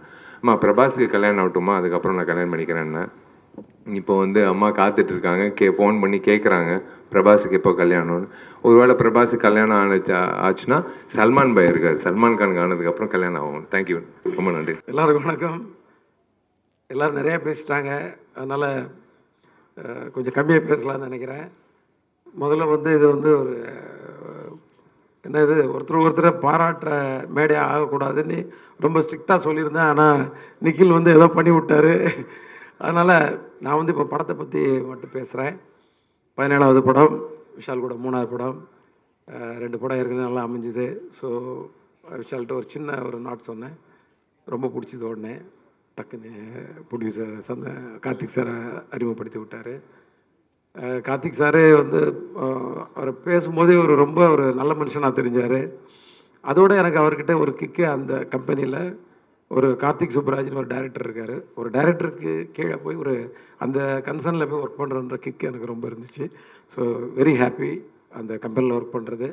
விஷால் குலம் 3வது படம். ஸோ இந்த படம் வந்து எப்படி இருக்கணும்னு ஒரு ஐடியா பண்ணும்போது ஒரு கதை இருந்துச்சு. அந்த கதை வந்து ஏற்கனவே அதில் ஒரு சேசியாக ஒரு கதையாக இருந்துச்சு. ரொம்ப ஒரு கதைக்குள்ளே வந்து அவுட்லைனே ஒரு ஸ்பீடாக இருந்துச்சு. ஸோ இப்போ வந்து நம்ம ஸ்க்ரீன் ப்ளே எப்படி பண்ணலான்னு டிசைட் பண்ண கமிட் ஆன உடனே அப்போ வந்து ஏற்கனவே 2 படம் பண்ணோம். அதில் நிறையா ஃபேமிலி இருந்துச்சு, ஆக்ஷன் இருந்துச்சு, எல்லாமே இருந்துச்சு. இது வந்து கொஞ்சம் ஃபேமிலி கொஞ்சம் குறைச்சிக்கலாம், ஃபேமிலி பார்க்குற மாதிரி எடுக்கலாம். ஆனால் ஃபேமிலி நிறைய யூத் ஆடியன்ஸை உள்ளே கொண்டாடுற மாதிரி வரணுன்றதுக்காக ஒரு 60% ஆக்ஷன் அண்ட் 40% வந்து எல்லோரும் பார்க்குற மாதிரி ஒரு விஷயங்கள், இந்த மாதிரி ஒரு ஐடியாவில் வந்து ஸ்க்ரீன் ப்ளே பண்ணேன். அந்த ஸ்க்ரீன் ப்ளே வந்து உண்மையிலே வந்து எனக்கு வந்து ஒரு திருப்தியாக எடுக்கும்போது வந்து அந்த திருப்தி இருந்துச்சு. விஷாலோடைய ஒரு பெரிய கான்ட்ரிபியூஷன், டைமிங்லேயும் சரி, அந்த வேலையிலையும் சரி, ஈடுபடுத்திக்கிட்டது, பர்ஃபார்மன்ஸ்லேயும் சரி. ஆக்ஷன் வந்து எப்போயுமே ஒரு நல்லா பண்ணுவார்னு தெரியும். ஆனால் அதில் ஒரு எமோஷ்னல் பர்ஃபார்மன்ஸ் உண்மையிலே கண் கலங்குற மாதிரி ஒரு 2-3 இடம். நீங்கள் பார்த்தீங்கன்னா தாமிரபரணியில் பார்த்தீங்கன்னா எண்டில் வந்து ஒரு டைலாக் இருக்கும். அதாவது காயப்படுத்தினவனுக்கு காயம் ஆடுற வரைக்கும் வலி, ஆனால் காயப்பட்டவனுக்கு காயம் ஆடுற வரைக்கும் வலி, ஆனால் காயம் படுத்தினவனுக்கு காலம் பூரா வலின்னு சொல்லி மனசு வலிக்குது மாமான்னு சொல்லி அவர் கண் கலங்கும்போது மொத்த ஆடியன்ஸுமே வந்து ஒரு ஃபீல் பண்ணாங்க. எனக்கு அது எப்போல்லாம் பார்த்தாலும் அடிக்கடி இந்த படம் டிவியில் ஓடிட்டுருக்கோம். ஸோ அந்த இடம் வரும்போது ரொம்ப ஃபீல் பண்ணும். ஸோ அதை மைண்டில் வச்சுக்கிட்டேன் எமோஷ்னல் ஏரியாவில். ஸோ ஏற்கனவே வந்து ஒரு எமோஷ்னலான ஒரு கதைக்குள்ளே நல்ல ஒரு 2-3 சீன் ஸ்ட்ராங்காக வச்சுன்னு சொல்லி பிளான் பண்ணி பண்ணோம். அது அழகாக பர்ஃபார்ம் பண்ணி கொடுத்தீங்க, ரொம்ப நல்லா இருந்துச்சு. நான் ஒவ்வொருத்தரையாக வந்து சொல்ல போகிறது இல்லை, வெரி சாரி. என்னோடய ஆர்டிஸ்ட் எல்லாருமே நல்லா பண்ணியிருந்தாங்க. எல்லாருமே வந்து டெக்னீஷியன்ஸ் அத்தனை பேர் நல்லா பண்ணியிருந்தாங்க. டிஎஸ்பியாக இருக்கட்டும், சுகுமார் சாராக இருக்கட்டும், எல்லாருமே நல்லா பண்ணியிருந்தாங்க. இதில் வந்து நான் வந்து இப்போ இந்த ரொம்ப நாளாக வந்து எல்லாம் இந்த சிங்கிள் ஷாட்டை பற்றியே பேசிகிட்டு இருக்காங்க. ஸோ அதை பற்றி கொஞ்சம் சொல்லலான்னு இருக்கேன். ஏன்னா படம் என்னவாக இருக்க போகுதுன்றது தான் எல்லோரும். ஏன்னா இது ஒரு ப்ரெஸ் மீட்டாக ஆரம்பித்து இது வந்து ஒரு பெரிய ஃபங்க்ஷன் மாதிரி ஆகிடுச்சு. ஸோ இது வந்து ப்ரெஸ்ஸு மூலமாக நான் ஆடியன்ஸுக்கு சொல்கிற விஷயம், உங்களுக்காக வந்து ரொம்ப ஒரு மெனக்கடல் பண்ணி தான் இதை படத்தை வந்து மேக்கிங் பண்ணியிருக்கோம். இதில் வந்து 8 ஃபைட் அண்ட் சேசிங் எல்லாம் சேர்ந்து ஒரு 8 சீக்வன்ஸ் இருக்குது. அந்த 8 சீக்வன்ஸையும் 4 மாஸ்டர்ஸ் பண்ணியிருக்காங்க. அதில் ஒவ்வொருத்தருக்கும் ஒவ்வொரு மாதிரி ஃபைட்டை பிரித்து கொடுத்தோம். எல்லாருமே வந்து ரொம்ப சிறப்பாக பண்ணியிருக்காங்க. என்னோட ஒரே ஒரு இது என்னென்னா, அதாவது இதை வந்து ஆடியன்ஸ் இந்த படம் பார்க்குறாங்க. இந்த ஃபைட் வந்து ஒருத்தருக்கு பிடிக்கலாம், பிடிக்காமல் இருக்கலாம், என்ன வேணாலும் இருக்கலாம். ஆனால் ஏன்டா வச்சாங்க நீ மட்டும் கேட்டவே கூடாது. ஏன்னா வேணும்னு வச்ச மாதிரி இருக்கக்கூடாது. ஏன்னா நான் ஆடியன்ஸை மதித்து ஸ்க்ரீன் ப்ளே பண்ணுற ஆள். நான் கொஞ்சம் யதார்த்தம் கொஞ்சம் மிஸ் ஆகலாம். ஃபைட்டு ஒரு 10 அடி போய் விழலாம். அப்போ கூட மாஸ்டர்கிட்ட சொல்லுவேன், மாஸ்டர் 10 அடி வேணாம், ஒரு 8 அடி வச்சுக்கோங்க, ஒரு 6 அடி ஆகிட்டு வேணாம், ஒரு 4 அடி ஆக்கிக்கோங்க. ஏன்னா நான் மிதிச்சா 2 அடி போய் விழுந்தானா, ஹீரோ மிதிச்சா ஒரு 6 அடி போட்டோம், 12 அடி வேணாம், இப்படிலாம் வந்து சொல்லுவேன் நான். ஸோ நான் ஆடியன்ஸை மதிக்கணும்னு நினைக்கிற ஆள். அப்புறம் நீங்களும் நிறைய கேள்வி என்னடா இன்னும் பறக்க விட்டுட்ருக்கீங்கன்னு சொல்லி கமெண்ட் அடிப்பீங்க. ஸோ அதனால் பார்க்குறாள். ஆனால் அதனால் நான் வந்து இதில் வந்து கொஞ்சம் யதார்த்தம் மிஸ் ஆகாமல் பண்ணியிருக்கேன். அதனால் நிச்சயமாக வந்து ஆடியன்ஸ் வந்து கண்டிப்பாக வந்து ஏன்டா அந்த ஃபைட் வச்சிங்கன்னு கேட்க மாட்டாங்க. நான் ஒவ்வொரு ஃபைட்லேயும் வந்து ஒவ்வொரு ஒரு கண்டென்ட் வச்சுருக்கோம். அதாவது தேவை. நம்ம வீட்டுக்கு முன்னாடி சும்மா சொல்கிறேன், ஒரு அடித்தடி யாரோ ஒருத்தர் சொல்கிறாங்க, என்ன பயங்கர ஆக்ஷனாக இருக்குது. நம்ம வீட்டுக்கு முன்னாடி ஒரு 10 பேர் வந்து நிற்கிறான் நம்மளை அடிக்கிறதுக்கு. நம்ம என்ன பண்ணுவோம்? கொஞ்ச நேரம் பொறுமையாக இருப்போம், போலீஸ் ஃபோன் பண்ணுவோம். எதுவும் வரல, அவங்க பூட்டை உடைக்க போகிறாங்கன்னா உள்ளேருந்து அருவாமனை, உலக்க, உரல் எல்லாத்தையும் எடுத்துக்கிட்டு நம்ம தயாராகி அடிப்போம். இந்த மாதிரி ஒரு மூடில் தான் அவர் படம் முழுதும் அட்டன் பண்ணியிருக்காரு. அதாவது ஒரு பிரச்சனை, அதை எப்படியாவது ஃபேஸ் பண்ணி ஆகணுன்ற கோணத்தில் எல்லாம் விரட்டி அடிச்சிருக்காரு, துரத்தி வெட்டியிருக்காரு, கதற போட்டு என்னென்னமோ பண்ணியிருக்கிறாரு எல்லாரையும். ஏன்னா அந்த மாதிரி படமே வந்து கதையை வந்து பரபரப்புன்னு நீங்கள் டீசரில் பார்த்துருப்பீங்களா, ஒரு சின்ன ஒரு பரபரப்பு இருந்துச்சு. ஆனால் அந்த பரபரப்பு படத்தில் இருந்துக்கிட்டே இருக்கும். ஆனால் நான் ஒரே ஒரு தப்பு மட்டும் பண்ணல, என்னென்னா ஃபாஸ்ட்டாக கட் பண்ணுறன்ற சொல்கிற ஒரு பிளேமிங் இருந்துச்சு. அது வந்து ஒரு 10 வருஷம் முன்னாடி எல்லாம் ரசித்தாங்க. இப்போ வந்து நான் கொஞ்சம் லோக்கலில் எல்லா ஏரியாலையும் போய் ஒரு டீ கடை வரைக்கும் போய், இல்லை ஒரு ஆட்டோ டிரைவர் வரைக்கும் போய் எல்லார்ட்டையும் வந்து ஒரு ஐடியாலாம் கேட்பேன் நான், எப்படி இருந்துச்சு, என்ன மைனஸு. ஏன்னா நம்ம ஓடின படம் ஓடாத படம் எல்லாமே எடுத்திருக்கோம். ஸோ ஓடாத படத்தில் இல்லை ஏதோ ஒரு விஷயம் எப்படி பிடிக்குதா பிடிக்கலாங்கும் போது அதை ஃபாஸ்ட்டாக கட் பண்ணுறீங்க சார், அது வந்து இப்போ கொஞ்சம் எங்களுக்கு இன்ட்ரெஸ்ட்டாக இல்லை அப்படிங்கும்போது, சரி அப்போ எப்படி படத்தை ஃபாஸ்ட் பண்ணும்போது இந்த ஸ்க்ரீன் ப்ளே வந்து ஃபாஸ்ட் பண்ணிட்டேன். செம்ம பேஸில் இருக்கும் ஸ்க்ரீன் ப்ளே. அதில் ஒரு முக்கியமான சீக்வன்ஸ் தான் இந்த சிங்கிள் ஷாட் ஃபைட்டு. அதை பற்றி தேவி சார் தான் அதுக்கு முதல் ரசிகர்னு நினைக்கிறேன். ஏன்னா முதல்ல வந்து எடிட்டர் பார்த்து கட் பண்ணி அவர்கிட்ட தான் ஃபஸ்ட்டு காட்டினேன். பார்த்த உடனே அவர் வந்து ரொம்ப மெஸ்மரைஸ் ஆகிட்டார். சரி அப்போ நம்ம ஏதோ கொஞ்சம் வேலை செஞ்சுருக்கோம் போல இருக்குன்னு. என்னென்னா இந்த சிங்கிள் ஷாட் வந்து எதுக்காக எடுத்தேன்னா வேணும்னு எடுக்கலை, கண்டிப்பாக சிங்கிள் ஷாட்டில் எடுக்கணும்னு முதல்லலாம் தோணலை. அந்த ஸ்க்ரீன் ப்ளே பண்ணி ஒவ்வொரு ஃபைட்டும் ஒவ்வொரு மாதிரி எடுத்துகிட்டு வரணும்போது இது வந்து ஒரு சீன் ஒன்று ஆரம்பித்து அந்த சீன் வந்து அப்படியே ஃபைட்டாக கன்வெர்ட் ஆகி அந்த ஃபைட்டு சேசிங்காக மாறி அதில் 3 வண்டி பிளாஸ்ட் ஆகி 4வது வண்டி துரத்திட்டு வரும்போது இந்த ஹீரோவும் ஹீரோயின் போகிற அந்த வண்டி வந்து ஒரு ஃபாரஸ்ட்குள்ளே போய் அது வந்து டிஸப்பியர் ஆகும்போது அந்த கடைசியாக துரத்திட்டு அந்த வண்டி கூட அந்த ஃப்ரேமில் போயிட்டுருக்கணும். இது எல்லாமே சிங்கிள் ஷாட்டாக இருக்கணும் அப்படின்னு டிசைட் பண்ணோம். அதை எப்படி எடுத்துன்றதை மட்டும் இப்போ ஒன்று சொல்கிறேன். எடுத்தோன்னே ஹீரோ ஒரு ஜீப்பில் வந்துட்டு இருப்பார், ஹீரோயின் வந்து ஒரு பஸ்ஸுக்குள்ளே இருப்பாங்க. ஆனால் ஒரே கேமராமேன் கையில் கேமராமேன் ஜீப்பில் ஒரு பொசிஷனில் இருப்பார், டைரக்டர் ஜீப்பில் ஒரு இடத்துல ஒளிஞ்சு உட்காந்துட்டு இருப்பார். வண்டி போயிட்டுருக்கு, ஹைவேஸில் போயிட்டுருக்கு, 3.5 கிலோமீட்டர் ஸ்ட்ரெச்சு, 5 நிமிஷம் ஷாட்டு. இப்போ கிளம்பி போயிட்டே இருக்குது. இப்போ கேமரா பேன் ஆகுது, ஹீரோ இருக்கார், வண்டி முதல்ல காட்டுற ஒரு பஸ்ஸு தூரத்தில் போயிட்டுருக்கு, இந்த பக்கம் பேன் பண்ண ஹீரோ இருக்கார். ஹீரோ வந்து அந்த பஸ்ஸை வந்து ஹார்ன் அடித்து வண்டியை நிறுத்துன்றாரு, அந்த டிரைவர் நிறுத்த மாட்டேங்கிறான். நிறுத்தியான்னு திருப்பி கம்பல் பண்ணுறாரு, நிறுத்த மாட்டேங்கிறான். உடனே போய் கிராஸ் கட் அடிக்கிறாரு. கிராஸ் கட் அடித்த உடனே அந்த பஸ்ஸு பின்னாடி பிரேக் அடிக்குது. இப்போது கேமராமேன் கையிலேருந்து கேமராமேன் அசிஸ்டன்ட் கிட்ட கேமரா மாறுது, அவர் அதை எடுத்துகிட்டு வெளியே போயிட்டு இருக்காரு. இவர் கீழே இருந்து இறங்கி வராரு. இப்போ கேமராமேன் கையிலுக்கு கிட்ட வருது, கேமராமேன் அந்த கேமரா கையில் வாங்குறாரு. இப்போ டைரக்டர் ஓடி போய் இன்னொரு வண்டியில் போய் மாஸ்டர் கூட போய் இருக்கிறாரு. அங்கேருந்து அவர் மாஸ்டர் கிட்ட இருந்து அங்கேருந்து மைக்கில் இருந்து கமெண்ட்ஸ் கொடுக்குறாரு. இப்போ இவர் நடந்து போகிறாரு. அந்த கொஞ்சம் ஃபாஸ்ட்டாக பேசணும்னு நினைக்கிறேன், ஆனால் வரமாட்டேங்குது. இதோட ஃபாஸ்ட்டாக பேச முடியாதோ?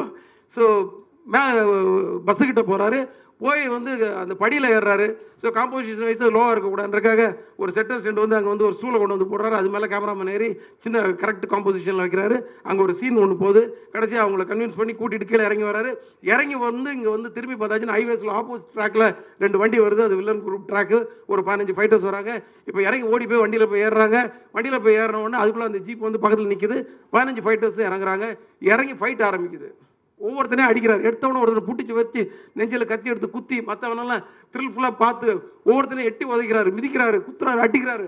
ஆனால் எட்டி உதைக்கும் போது அவன் பறந்து போனோம். என்னென்னா ஒரு ஃபைட்டர் அடித்ததுக்கப்புறம் அப்படி திரும்பி கேமரா அப்படி திரும்பி வரும்போது எல்லாமே சிங்கிள் ஷாட். கேமரா திரும்பி வர்றதுக்குள்ளே அவர் வந்து அந்த ரோப் எடுத்து ஊக்க மாட்டிக்கிட்டு ரெடியாக இருக்கணும் அந்த ஃபைட்டரை மிதிக்கும் போது ஃபைட்டர் மாஸ்டர் அசிஸ்டன்ட் வந்து கரெக்டாக இழுக்கணும். மாஸ்டர் அந்த கமெண்ட் வந்து இன்னொரு வேனில் உட்காந்து கொடுக்கணும். இந்த மாதிரி டார்கெட். இந்த 15 பேரை அடிச்சு போட்டு திருப்பி அந்த ஜீப்பில் ஏறி கிளம்புறாரு. அதுக்குள்ளே பஸ்ஸில் உள்ள ஜூனியர் ஆர்டிஸ்ட் 50 பேர் இறங்கி அங்கேருந்து எல்லாத்தையும் வேடிக்கை பார்த்துட்டு இருப்பாங்க. அவங்களும் அந்த இந்த சீனுக்கு வந்து கோஆப்ரேட் பண்ணும். யாராவது ஒருத்தர் தப்பு பண்ணாலும் முடிஞ்சுது. இப்போது வண்டி மறுபடி கிளம்புது ஜீப்பு.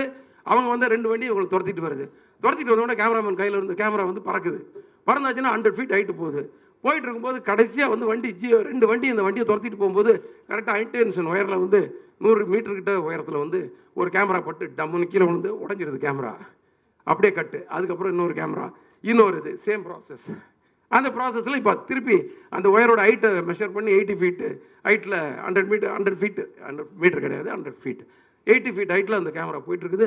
அங்கே போயாச்சுன்னா 2 வண்டி துரத்திட்டு போகுது. ஆப்போசிட்டில் 2 வண்டி வருது. இந்த வண்டியை மறிக்குது. இந்த வண்டியை மறித்த உடனே நின்று அங்கே வந்து வண்டி முன்ன பின்ன போகுது. இந்த வண்டி குறுக்க வருது. அந்த வண்டி ஒன்று இடிக்குது. அங்கே இருக்க ஃபைட்டர்ஸ் ஜிம்பாய்ஸ் எல்லாம் மேலே ஏறி இந்த வண்டி மேலே வந்து வெட்ட வராங்க, குத்த வராங்க, டம் விட்டு கண்ணாடி உடைக்கிறாங்க, எல்லாம் பண்ணுறாங்க. அது மீறி அடிச்சு தூக்கிட்டு இந்த வண்டி கிளம்புது. இது கிளம்புறதுக்கு முன்னாடி கேமரா மேலே இருந்த கேமரா கீழே வருது. கேமராமேன் எப்படி கையில் பிடிச்சாருன்னு தெரியல, பிடிச்சிட்டு அங்கேயும் ஓடுறாரு, சுற்றி ஓடுறாரு. கடைசியில் இந்த ஜீப்புக்குள்ளே போய் உட்காந்துக்கிறாரு. ஜீப்புக்குள்ளே போய் உட்கார்ந்த உடனே வண்டி கிளம்பி பேன் பண்ணால் பின்னாடி 4 வண்டி துரத்துது.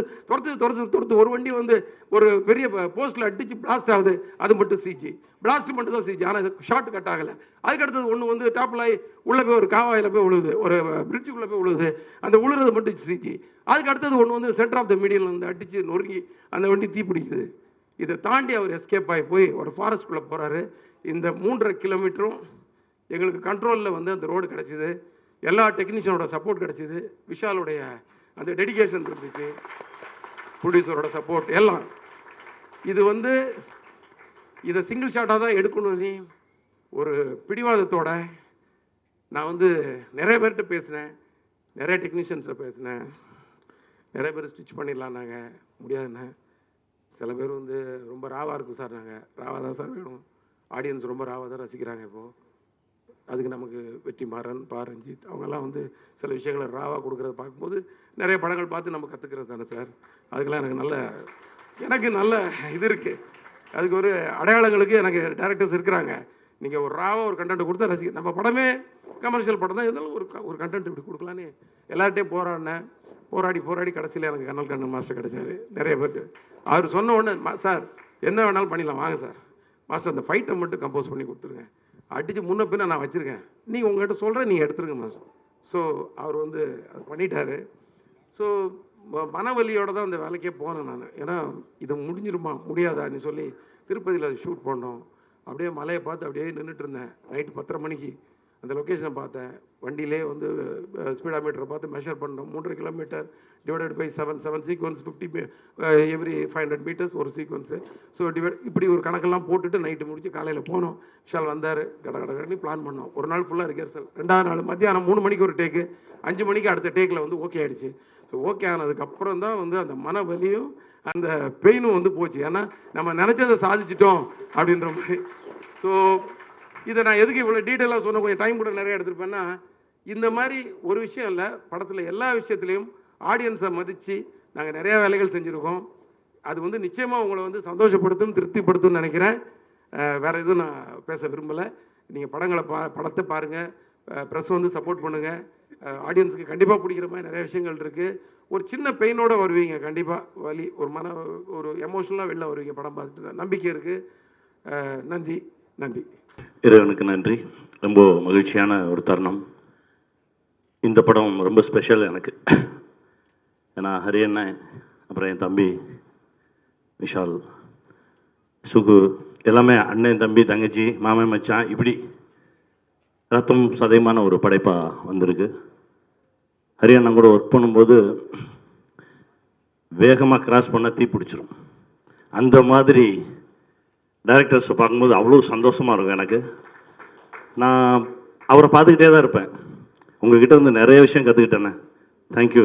இந்த உழைப்பு தான், இந்த உழைப்பு அவ்வளோதான். அப்படி ஒரு சகோதரர். ரொம்ப சந்தோஷமாக இருக்குது. என் தம்பி விஷால், அண்ணன் தம்பினா அப்படி, அது அவ்வளோதான், அதுக்கு மேலே சொல்கிறதுக்கு வார்த்தையே இல்லை. ரொம்ப சந்தோஷம். சுகுவோட பல படைப்புகள், அதாவது என்னை ஒவ்வொரு முறையும் என்னை ஒரு மாதிரி கவர்ந்துக்கிட்டே இருப்பான் என் தம்பி. நன்றி தம்பி, ரொம்ப மகிழ்ச்சி. மாஸ்டர் ரொம்ப சந்தோஷம். என் சகோ மாஸ்டர் முதல்ல ஒரு 5 மாடியிலேருந்து என்னை ஏரில் இறக்குனீங்க, ரொம்ப மகிழ்ச்சி மாஸ்டர். டிஎஸ்பி சார் ரொம்ப சந்தோஷம் சார். யோகி தம்பி ரொம்ப மகிழ்ச்சி தான் அவனோட பயணப்படுறது. கார்த்தி 3 முறை சந்திச்சிருக்கோம். ஒவ்வொரு முறையும் நீங்கள் எனக்கு புதுசாக தெரியுறீங்க. உங்ககிட்ட இருக்க உண்மை எனக்கு ரொம்ப பிடிச்சிருக்கு. இந்த உண்மை உங்களை பெரிய இடத்துல கொண்டு போய் வைக்கும். வாழ்த்துக்கள் கார்த்தி, மகிழ்ச்சி, நன்றி. கனி சார், ஒரே ஒரு கேள்வி மட்டும் கேட்டுக்கலாமா? நீங்கள் நிறைய நடிச்சிருக்கீங்க, உங்களை டிரெக்ட் பண்ணி பார்த்துருக்கோம். ஏன் ஹரி சாரோட ரத்னம் சூஸ் பண்ணி நான் இதில் ஒரு நான் சூஸ் பண்ணல, அவர் தான் என்ன சூஸ் பண்ணார். ஏன்னா 2 பேரும் ஒரே ஸ்கூல், அது சொல்லணும். நான் திடீர்னு ஒரு நாள் ஒரு ஃபோன் வந்தது, யானை ஷூட்டிங்கில், இந்த இடத்துல இப்போ நீங்கள் என் கூட நின்னா எனக்கு ரொம்ப தைரியமாக இருக்கும் அப்படின்னு சொன்னார். அண்ணா நான் வரேன்னு கிளம்பி போனேன்.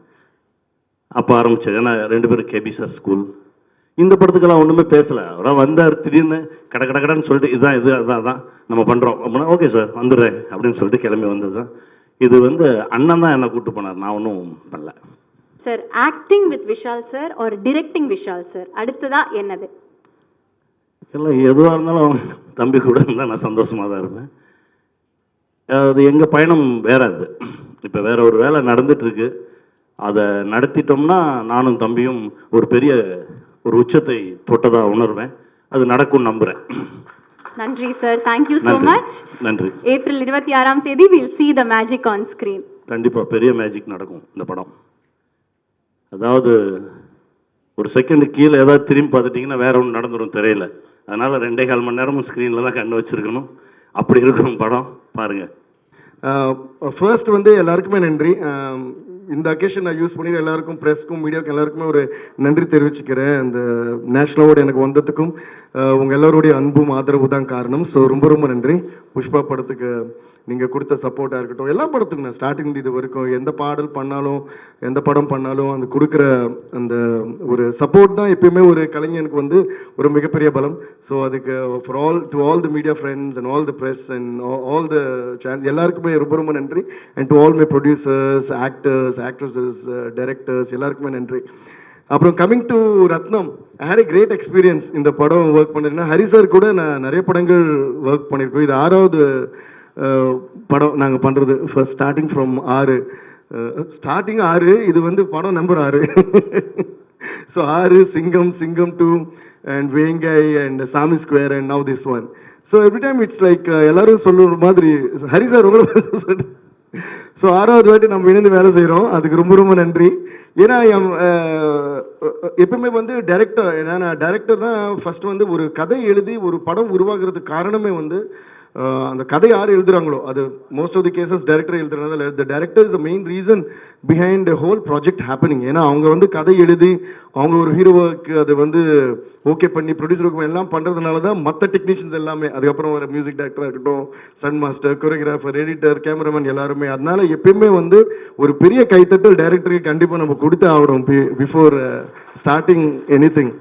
ஸோ ஒரு வாட்டி 2 வாட்டி கூட இல்லை, 6வது வாட்டி நாங்கள் சேர்ந்து ஒர்க் பண்ணுறோம்னா அவ்வளோ நம்பிக்கை, அவ்வளோ லவ் என் மேலே வச்சது ரொம்ப ரொம்ப நன்றி ஹரி சார்.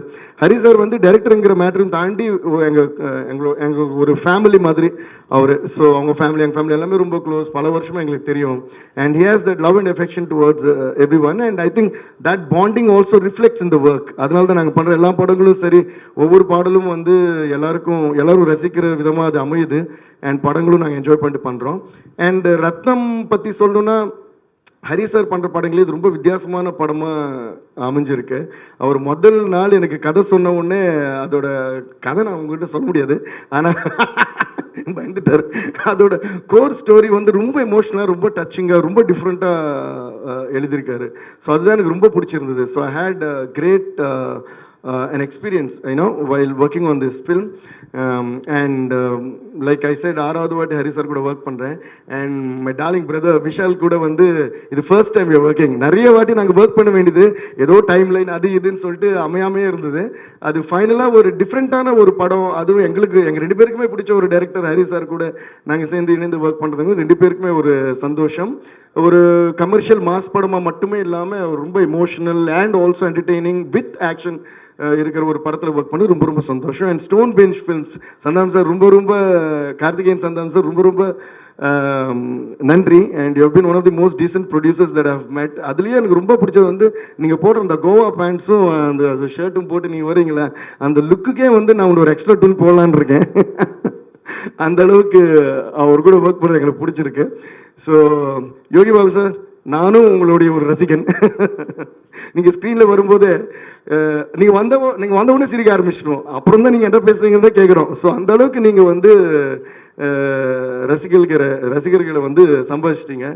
ஸோ சார், உங்களோட கேரக்டரும் சரி, உங்களோட ஸ்க்ரீன் ப்ரெசன்ஸும் சரி வேறு லெவல் சார். அதுவும் இந்த படத்தில் வந்து நான் ஹரி சார்கிட்ட சொன்னேன், முழுக்க ஹீரோதும் உங்களது இருக்கிற ட்ராவல் வந்து அது வந்து எக்ஸ்ட்ராடனரியாக வந்திருக்கு படத்தில்.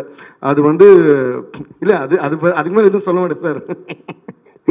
நான் டியூன் போட்டு காட்டுறதுக்கே ரொம்ப யோசிப்பேன், இதில் கதை சொல்லுவேன். அது வந்து the way the screenplay has come and உங்கள் 2 பேருடைய அந்த ப்ரெசன்ஸ் வந்து பயங்கரமாக இருக்குது. So thanks to you. And Dinesh master, one of my most favourite choreographers. ஸோ இந்த படத்தில் கலக்கிருக்கீங்க, நீங்கள் எல்லா பாடம் தான் கலக்குவீங்க. அண்ட் Sukumar sir, you have done a great job on the thing.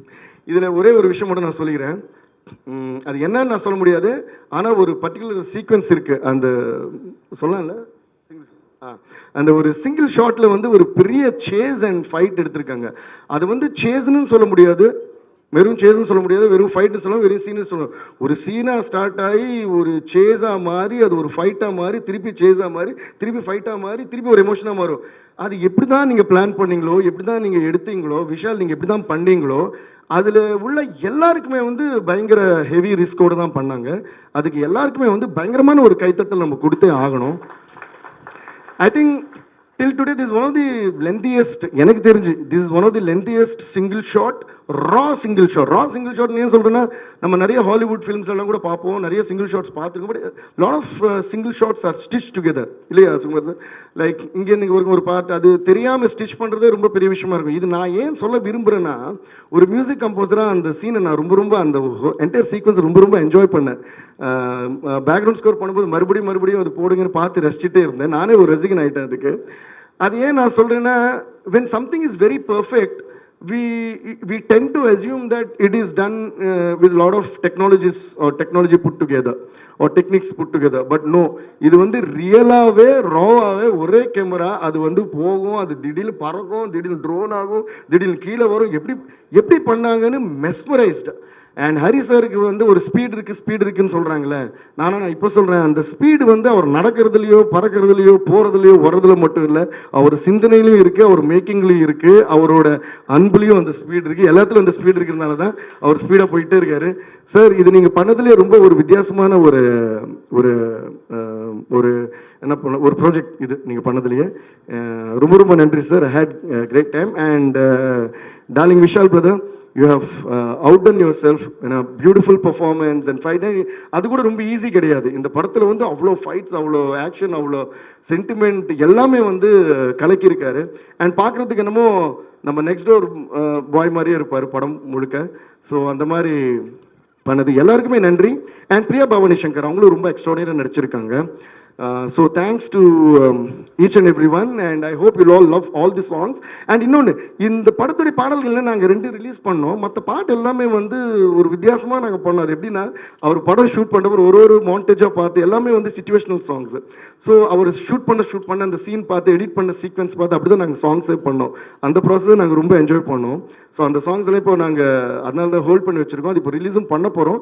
But படத்தோடு பார்க்கும்போது உங்களுக்கு I think you all really enjoy why we did that like that. So thanks to each and everyone. Hope you'll all love the film and make it a super duper blockbuster and give us all your love and blessings.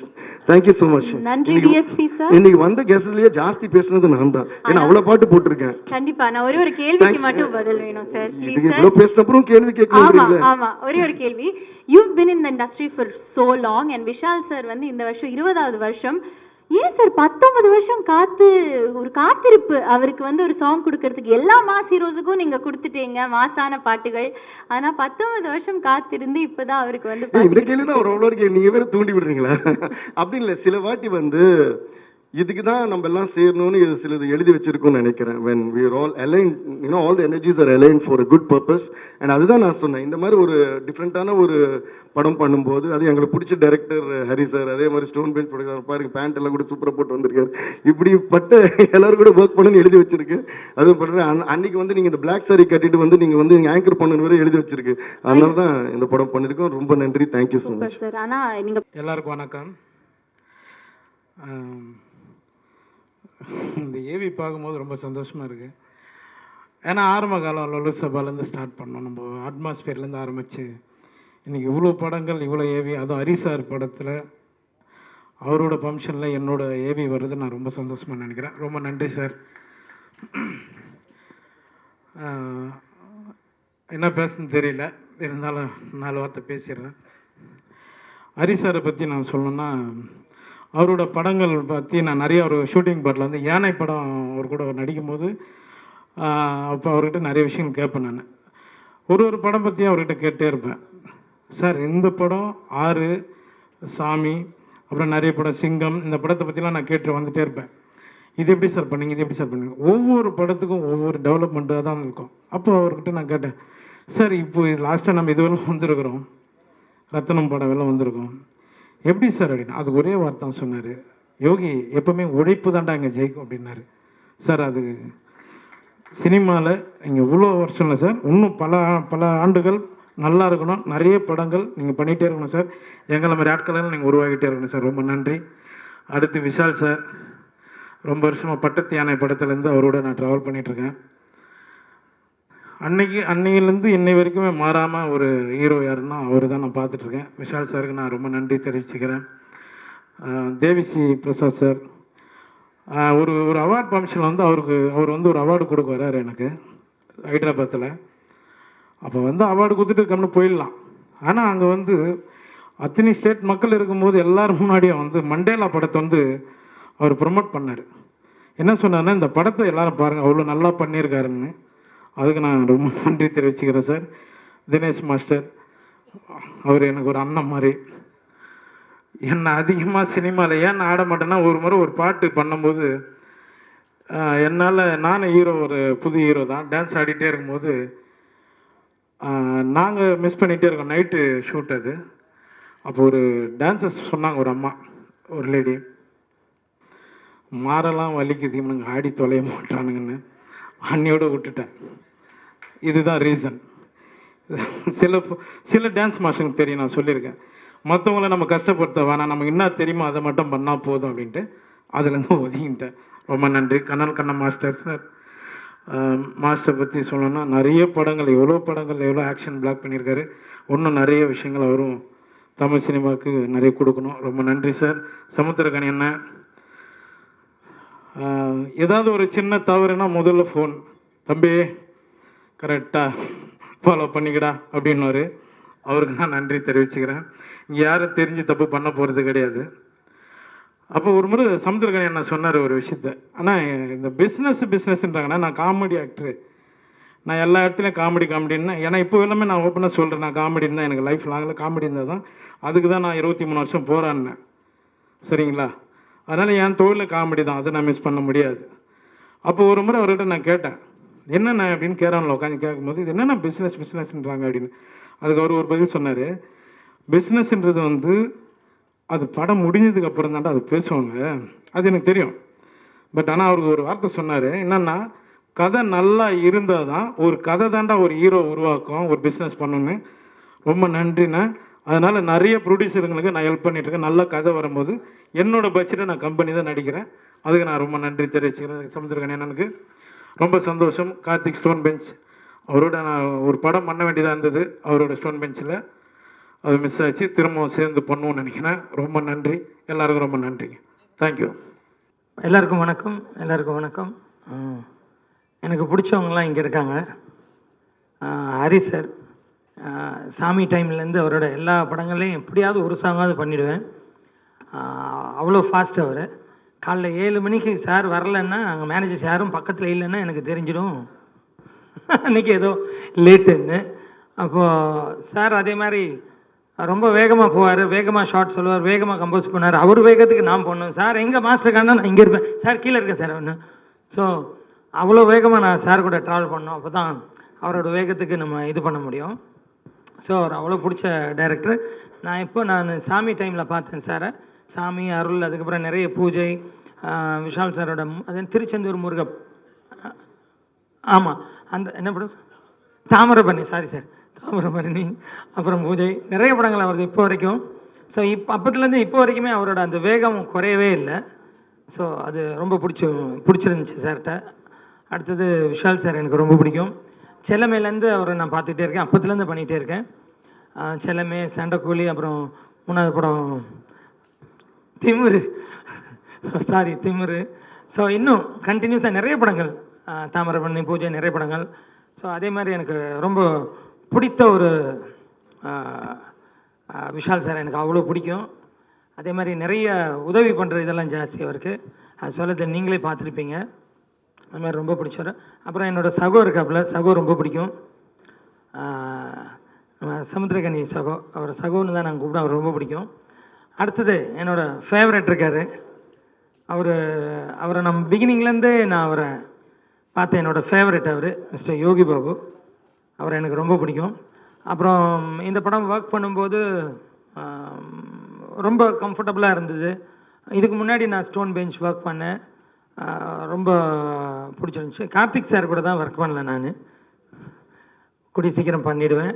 அப்புறம் வேறு யாரை விட்டேன், ஏதோ நம்ம சுகு வந்து நாங்கள் பார்த்திபன் கனவு பண்ணும்போதுலேருந்து பழக்கம். நான் மாஸ்டர், அப்போ சுகு, அப்போ ஆமாம் எல்லாத்துக்கும் தெரியும்னா ஓகே, ஏதாவது ஃபீல் பண்ணிட்டு போகிறான்னு மெதுவாக கேட்டேன் சொல்லலாமான்னு. அப்போத்துலேருந்தே எனக்கு பழக்கம் சுகு. ஸோ சுகு என்னையும் பார்த்தா கிட்டத்தட்ட 2 பேரும் சிமிலராகவே இருப்போம். என்னை பார்த்து நிறைய பேர் சுகு அப்படிம்பாங்க, அவர்கிட்ட போய் என்ன சொல்லுவாங்க. ஸோ சுகு பிடிக்கும். அப்புறம் மாஸ்டர் பேட்ச்லேருந்து வந்த மாதிரி ராஜு மாஸ்டர் பேட்ச்லேருந்து நாங்கள் வந்தோம். ஸோ எங்கள் மாஸ்டர், இவங்க மாஸ்டர், கனல் மாஸ்டர்லாம் ஒன்றா ஒர்க் பண்ணும்போது நாங்கள் அசிஸ்டண்ட்டாக இருந்தோம். ஸோ மாஸ்டர், அப்புறம் வேறு யாரை விட்டேன். தேங்க்யூ, அவ்வளோதான். சார் ஒரே ஒரு சின்ன கேள்வி. விஷால் சார் அடிக்கடி சொல்ற ஒரு விஷயம், அவருக்கு டான்ஸ் பண்ணவே வராதுன்னு சொல்லிக்கிட்டே இருக்காரு. இது உண்மையா பொய்யா? எவ்வளோ தூரத்துக்கு உண்மை, எவ்வளோ தூரத்துக்கு பொய்? கொஞ்சம் உண்மையை சொல்லட்டுமா? சொல்லுங்க. ஃபஸ்ட்டு செல்லமே பண்ணும்போது இதெல்லாம் கொஞ்சம் கஷ்டப்படுவார். ஏன்னா ஹைட்டு வேறு, டம்மான்னும். பட் அப்படியே அந்த 2வது படத்தில் சண்டைக்கோழியில் பார்த்தீங்கன்னா இப்படி இருந்துச்சு அவரோட டான்ஸ். அப்படியே நீங்கள் 3வது படம்லாம் பார்த்தீங்கன்னா அவ்வளோ தூரம் இருந்துச்சு. ஸோ அது பிகினிங் இல்லை, அது கொஞ்சம் அப்படி தான் இருக்கும். ஓகே தானே? 2வது படம் பார்த்தீங்கன்னா நீங்கள் எதிர்பார்க்காத அளவுக்கு இவ்வளோ இருந்துச்சு. அவரோட அந்த ஸ்டைல், அந்த டான்ஸ், அவரோட இம்ப்ரூவைசேஷன், ஒரு விஷயம் சொல்லி அது அவர் பாடியிலேருந்து வரும்போது அது 3 மடங்கா 4 மடங்கா வரும்போது அது வேறையாக இருந்துச்சு. ஸோ ஃபஸ்ட்டு படம் கொஞ்சம் அப்படி தானே இருக்கும் இல்லை? டன் சார், கரெக்டாக ஆன்சர் பண்ணிட்டீங்க. அதே மாதிரி அரியண்ணே எங்கே காணோம். அரியண்ணே ரொம்ப பிடித்தவர் அவர் எனக்கு. அப்புறம் அந்த மேனேஜர்ஸில் ஆசை நம்ம கணேசனை ராஜேந்திரனே தெரிய மாட்டார், இப்போ ஷூட்டிங் ஸ்பாட்லேயே தெரிய மாட்டார். ராஜேந்திரன், இவங்கெல்லாம் எனக்கு ரொம்ப பிடித்தவர்கள். ஆல்ரைட் சார், டோன்ட் வரி டா மச்சி. இன்னைக்கு மட்டும் இல்லை, 26th ஏப்ரலுக்கு அப்புறமாவும் வந்து ட்ரெண்ட் ஆகிட்டே தான் இருக்க போகிறது. நம்ம சில்வர் ஸ்க்ரீனில் பார்க்க போகிறோம். தேங்க்யூ ஸோ மச் இன்னைக்கு வந்ததுக்கு. Put your hands together once again everybody. Dinesh master, thanks so much. பரவாயில்ல சார். சாரி தேவி சாரை விட்டுட்டேன். தேவி சாரும் நான் ராமகிருஷ்ணா மிஷன் படிக்கும்போது அவர் வெங்கட சுப்பாராவ் ஸ்கூல், நாங்கள் அவர் அப்போவே பாடிக்கிட்டே ஆடுவார். அவர் ஸ்கூல் இன்டர் டேலண்ட் கான்டெஸ்ட்டில் நாங்கள் ஸ்கூல் காம்படிஷன் போகும்போது நான் ராமகிருஷ்ணா மிஷனுக்கு போய் டான்ஸ் காம்படிஷன் பண்ணுவேன். அவர் அப்போ சிங்கிங் காம்படிஷனில் பாடிக்கிட்டே ஆடுற அந்த டைமில் அவர் மட்டும்தான். ஸோ அப்போத்துலேருந்தே தெரியும். அதுக்கப்புறம் அவர் கூட நிறைய அவரோட படங்கள், பவன் கல்யாண் சார் படம், கபர் சிங், அதெல்லாம் அவர் கூட நிறைய தெலுங்கில் நிறைய அவரோட மியூசிக்கில் படங்கள் பண்ணேன்.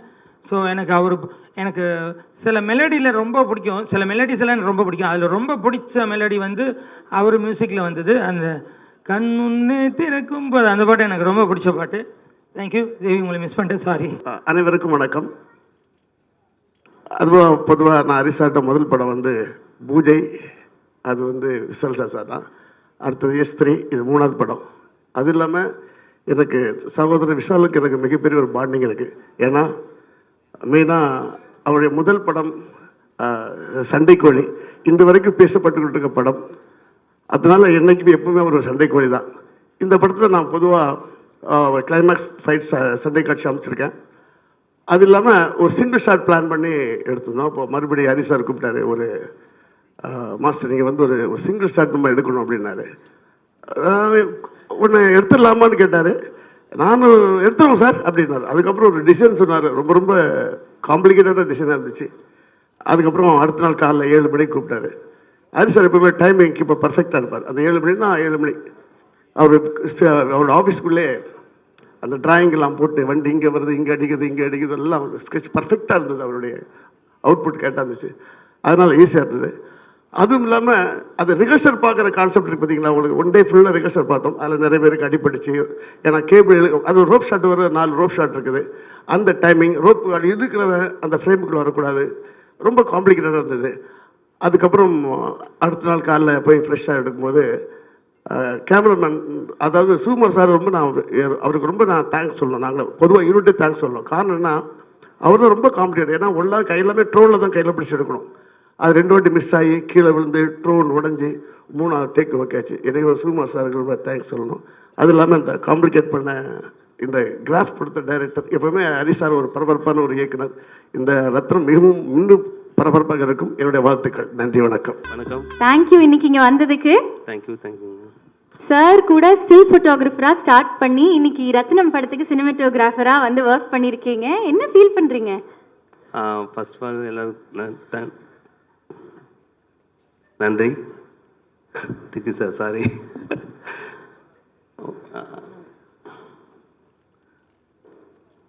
பேசல. ஹரி சாருக்கு ரொம்ப நன்றி சார். ஸ்டோன் பெஞ்ச் டீம் அனைவருக்கும் நன்றி. விஷால் சார், டார்லிங், ரொம்ப ஹாப்பியாக இருந்தது. அந்த எனர்ஜி ரொம்ப பிடிச்சிருந்தது. டைரக்டர் இதில் ஒரு விஷயம் பண்ண சொன்னாங்கன்னு ஒரு சிங்கிள் ஷாட்டு ஒரு விஷயம் பண்ணியிருக்கோம். அது மேக்ஸிமம் அது டைரக்டர் ஃபஸ்ட்லேருந்தே கொஞ்சம் கூட காம்ப்ரமைஸ் இல்லாமல் ஒரு விஷயம் பண்ணியிருக்காரு. அதுக்கு நாங்களாம் ஒத்துழைச்சிருக்கோம். பெட்டராக வந்திருக்கு, பாருங்கள். நன்றி, தேங்க்ஸு சார். வாய்ப்பு கொடுத்ததுக்கு நன்றி சார். Thank you sir. ஒரே ஒரு கேள்வி, ஹரி சார் வந்து விஷால் சார்கிட்ட வந்து நான் 14 வருஷத்துக்கு முன்னாடி பார்த்த விஷால் சார் இந்த படத்தில் வேணும், தாமிரபரணியில் பார்த்த விஷால் சார் இந்த படத்தில் வேணும்னு சொன்னப்போ ஆஸ் அ டிஓபி நீங்கள் என்ன எப்படி காமிச்சிருக்கீங்க அவரை படத்தில்? அது நாங்கள் காமிக்கிறோமோ இல்லையா, அந்த 10 வருஷம் இன்னொரு 15 வருஷத்துக்கு முன்னாடியே இருந்து அந்த எனர்ஜி கம்மியாகாமல் எத்தனை ஒன்மோர் பண்ணாலுமே அது எனர்ஜியாக விஜய் சாருக்கு அப்புறம் நான் விஷால் சார் ரொம்ப ரொம்ப பெருமையாக பார்க்குறேன். எனக்கு ரொம்ப பிடிச்சிருந்தது. ஏன்னா கேமரா எத்தனை வாட்டி ஒன்மோர் பண்ணாலும் டயர்டு தெரியாது. ஆர்டிஸ்ட் ஒன்மோர் பண்ணாலும் இமீடியட்டாக டயர்டு தெரிஞ்சிடும். அந்த டயர்டு தெரியாமல் எத்தனை ஒன்மோர் பண்ணாலும் ஓகே பண்ணி கொடுத்தாங்க. ரொம்ப சூப்பர் சார். ரொம்ப கம்பெனி கொடுத்து ரொம்ப நன்றி. சூப்பராக இருந்தது. நன்றி. Thank you sir. நீ இப்படி தான் கம்மியாக பேசுவீங்களா எப்போதுமே? இதே ஜாஸ்தின்னு நினைக்கிறேன். அப்படியா? எனி விச் வேஸ் சார், ரொம்ப நன்றி. Thank you so much. அனைவருக்கும் வணக்கம். ஆல்ரெடி விஷால் சார் காம்பினேஷனில் வந்து பார்த்தீங்கன்னா ஹரி சாரும் சேர்ந்து பண்ண தாமிரபரணி பெரிய ஹிட்டு. அது ஏன் சொல்கிறேன்னா, அந்த தாமிரபரணி படத்தோட சிட்டி ரைட்ஸ் நான் வாங்கினேன். அப்போ 2014 பூஜை படம், அதுவும் ஹரி சாரும் விஷால் சார் சேர்ந்து பண்ணாங்க. அந்த படம் கோயம்புத்தூர் டிஸ்ட்ரிபியூஷன் நான் தான் பண்ணேன். ஏன்னா ஒரு சினிமாவில் ஒரு சென்டிமெண்ட் இருக்குது. ஸோ டைரக்டரும் அந்த ஹீரோவும் சேர்ந்து பண்ணாங்கன்னா அந்த படம் ஒரு பெரிய ஒரு எக்ஸ்பெக்டேஷன் இருக்கும். ஸோ அந்த வகையில் வந்து இந்த படம் ரத்னம் வந்து விஷால் சாருக்கும் சரி, அந்த ஸ்டோன் பெஞ்ச் டீமுக்கும் சரி, இந்த படம் ஒரு பெரிய ஹிட்டாக இருக்கும். சினிமா பொறுத்த வரைக்கும் பார்த்திங்க அப்படின்னா, கேப்டன் விஜயசாந்துக்கு அப்புறம் ஒரு ஆக்ஷன் சீக்வன்ஸை வந்து ரொம்ப இன்ட்ரெஸ்டாக, அதாவது சும்மா நம்ம சொல்லணும்னா நம்ம பிரியாணி சாப்பிட்ற மாதிரி சாப்பிட்றங்கிற மாதிரி விஷால் சார் வந்து அந்த ஆக்ஷனை வந்து அவ்வளோ இன்ட்ரெஸ்ட்டாக ரசித்து பண்ணுவார். நான் ஏதை சொல்கிறேன்னா, நான் 2-3 டைம் ஒரு கேரவானில் நிறையா நாள் மீட் பண்ணியிருக்கிறேன். அப்புறம் உடம்புல பார்த்தீங்கன்னா கிட்டத்தட்ட ஒரு 15 ஸ்டிச்சுக்கு மேலே இருக்கும் உங்களுக்கு வந்துட்டு. அவ்வளோ ஒரு ஆக்ஷன் சீக்வன்ஸாக அவ்வளோ லைவாக இன்ட்ரெஸ்ட்டாக அந்த படம் நல்லா வரணும், அந்த கேரக்டர் இன்வால்மெண்ட் ஆகணும் அப்படிங்கிறக்காக ரொம்ப ரசித்து பண்ணக்கூடிய ஒரு ஹீரோவில் எனக்கு பிடிச்ச ஹீரோ விஷால் சார். ஸோ அந்த ஹோல் டீமுக்கும் நான் விஷ் பண்ணிக்கிறேன். அப்புறம் stone bench producer Karthik Santhanam, அவருக்கு நானும் அவரும் ஜாயின் பண்ணி இப்போ ஜிகதான் டபுள் பண்ணோம். அவர் சென்டிமெண்ட்டான ஒரு ப்ரொடியூசர், படம் பெரிய ஹிட்டு. ஸோ அவருக்கு இந்த படம் பெரிய ஹிட்டை கொடுக்கணும். தொடர்ந்து அவர் வந்து அடுத்த ப்ரொடியூசர் லெவலில் டாப் ரேஞ்சில் இருக்குன்னு சொல்லி வேண்டி விரும்பி எடுக்கிறேன். நன்றி, வணக்கம். அனைவருக்கும் இனிய மாலை வணக்கம். ரத்னம் படம் ட்ரெய்லர் நான் பார்க்கும்போதே அதிரடியாக இருந்தது. தமிழ் சினிமானுடைய ஃபாஸ்டஸ்ட் அண்ட் என்ன சொல்கிறது பிளாக் பஸ்டர் இயக்குனர். ஃபாஸ்டஸ்ட் அப்படின்னா ரொம்ப ஃபாஸ்ட்டாக அவருடைய படத்தை எடுப்பார். அதே சேம் டைம் படமும் ரொம்ப ஃபாஸ்ட்டாக இருக்கும். அண்ட் மிகச்சிறந்த இயக்குனர், தமிழ் சினிமாவுக்கு பல வெற்றிகளை கொடுத்த ஹரிசாரனுடைய படம் அவ்வளோ சிறப்பாக இருக்குது. ட்ரெய்லரே அவ்வளோ சூப்பராக இருக்குது. கண்டிப்பாக மிகப்பெரிய வெற்றி காத்திருக்கு சார் உங்களுக்கு. அண்ட் ட்ரெய்லரே அவ்வளோ கலக்குது.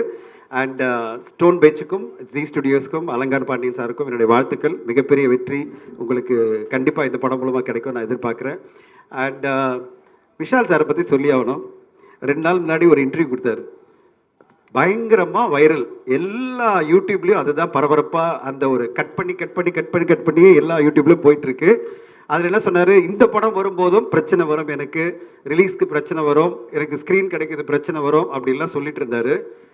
பாருங்களேன், இந்த பாட்டு நம்ம டிஎஸ்பி சார் அவ்வளோ சூப்பராக போட்டிருக்காரு. டோன்ட் வரி மச்சி அப்படின்னு. இந்த 26ஆம் தேதி அவருடைய படம் தான் மிகப்பெரிய லெவலில் தமிழ்நாட்டில் இருக்கிற 1200 திரையரங்களும் கேட்க போகிறாங்க, சார் நீங்கள் ரிலீஸ் பண்ண போகிறீங்களா அப்படின்னு.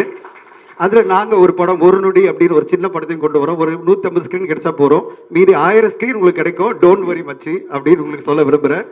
அவ்வளோ பெரிய ரிலீஸ் உங்களுக்கு காத்திருக்கு. இன்னும் சார் நீங்கள் ஒரு சொன்னாலே இப்படி பயப்பட்டு எல்லாரும் இல்லை சார் சோலோ ரிலீஸ் ஆகி வந்துருங்க அப்படின்னு உங்களுக்கு வந்து கொடுக்குறாங்கன்னா அவ்வளோ பவர்ஃபுல்லான ஒரு இன்டர்வியூ கொடுக்குறாரு. அதுதான் வந்து விஷால் சார் எனக்கு ரொம்ப பிடிக்கும். அவருடைய தைரியம் ரொம்ப பிடிக்கும். Gem of a person and gem of a friend. 2 நாள் முன்னாடி ஒரு மெசேஜ் பண்ணார், சார் கண்டிப்பாக நீங்கள் வந்தாகணும் அப்படின்னாரு. உத்தரவு மகாராஜா அப்படின்னு உடனே வந்து நிற்கிறோம் நாங்கள்.